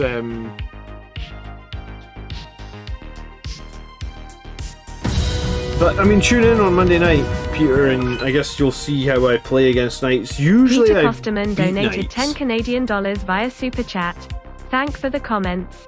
Oh, you're more than welcome, dude. Thank you for the super chat. It's very, very appreciated. I feel like normally, like I've played knights in tournaments. I played them in 2 tournaments last year, and both times I beat them.